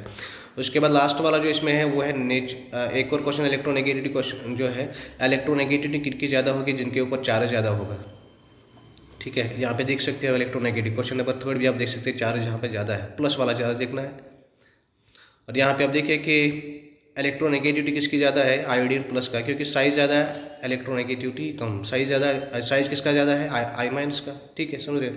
तो यहाँ पे आपको देखना है एस करेक्टर, एस करेक्टर किस में ज़्यादा है, एस करेक्टर किस में ज़्यादा है, एस करेक्टर Sp में ज़्यादा है, तो इथाइन का इलेक्ट्रोनेगेटिविटी ज़्यादा होगा ना, ठीक है। और इफेक्टिव न्यूक्लियर चार्ज जो है वो बराबर होता है एटॉमिक नंबर माइनस स्क्रीनिंग और शील्डिंग कांस्टेंट, ठीक है। तो इसको निकालने के लिए अगर आपको स्क्रीनिंग कांस्टेंट निकालना होगा तो आपको लिखना है 0.35 into number of electron into last shell except last electron, ठीक है, except test electron plus 0.85 into number of electron in second last shell plus 1 into number of electrons left. लेकिन इस तरीके से फार्मूला आपको याद रखने की जरूरत नहीं है, बस खाली आप याद रखो इफेक्टिव न्यूक्लियर चार्ज बराबर होता है एटॉमिक नंबर माइनस स्क्रीनिंग और शील्डिंग इफेक्ट, ठीक है। और लास्ट वाला जो इसमें क्वेश्चन है वो है ऑक्साइड्स पे। नेचर ऑफ ऑक्साइड्स की अगर आप बात करेंगे तो नॉन मेटेलिक ऑक्साइड एसिडिक होते हैं, metallic oxide basic in nature होते हैं। न्यूट्रल ऑक्साइड्स में NO, N2O और CO आते हैं। और एम्फोटेरिक ऑक्साइड में आप याद रख सकते हैं, ये इससे पहले भी हमने डिस्कस किया। एसिडिक स्ट्रेंथ की अगर बात करेंगे, लेफ्ट टू राइट जो है एसिडिक स्ट्रेंथ जो है वो कम हो जाता है, top to bottom acidic strength, left to right acidic strength बढ़ता है, top to bottom acidic strength क्या होता है, कम हो जाता है। उसके बाद एसिडिक स्ट्रेंथ अगर देखेंगे, एसिडिक स्ट्रेंथ जो है it is directly proportional to oxidation number, जिसका ऑक्सीडेशन चार्ज नंबर ज़्यादा होगा वो ज़्यादा एसिडिक होगा। SO3 ज़्यादा एसिडिक है, H2SO4 ज़्यादा एसिडिक है, यहाँ पे HClO4 ज़्यादा एसिडिक है यहाँ पे। लेकिन अगर ऑक्सो एसिड्स ऑफ फास्फोरस होगा वहाँ पे उल्टा आएगा, वहाँ पे जिसका चार्ज कम है वो ज़्यादा एसिडिक होगा, क्योंकि इसका जो रीजन है due to resonance. So it was all about the inorganic chemistry in one shot. Hope you enjoyed the video. अब इन वीडियो को बार बार देखो, इसमें हमने P ब्लॉक डिस्कस किया, D and F block discuss किया, पीरियोडिक क्लासिफिकेशन डिस्कस किया, और कोऑर्डिनेशन केमिस्ट्री हमने इसमें डिस्कस किया। तो मतलब कि इनऑर्गेनिक केमिस्ट्री में जितने भी चैप्टर आए वो सब के सब कवर हुए हैं। अगर आप इस वीडियो को अच्छे से देखेंगे, पास करके देखेंगे, स्क्रीनशॉट लेके देखेंगे, आराम से देखेंगे, एक एक क्वेश्चन 1 बाय 1 क्वेश्चन देखेंगे, तो आपको इनऑर्गेनिक केमिस्ट्री सारा रिटेन होगा दिमाग में। आप देखिएगा कि आपको कितना फ़ायदा मिला है, कि आपका सारा 1 बाय 1 पॉइंट बाय पॉइंट इसमें सारा हमने कवर किया है, तो इसको आप अच्छे से देख लीजिएगा। So thanks for watching our video, see you in the next video, till then good bye and खुदा हाफिज़।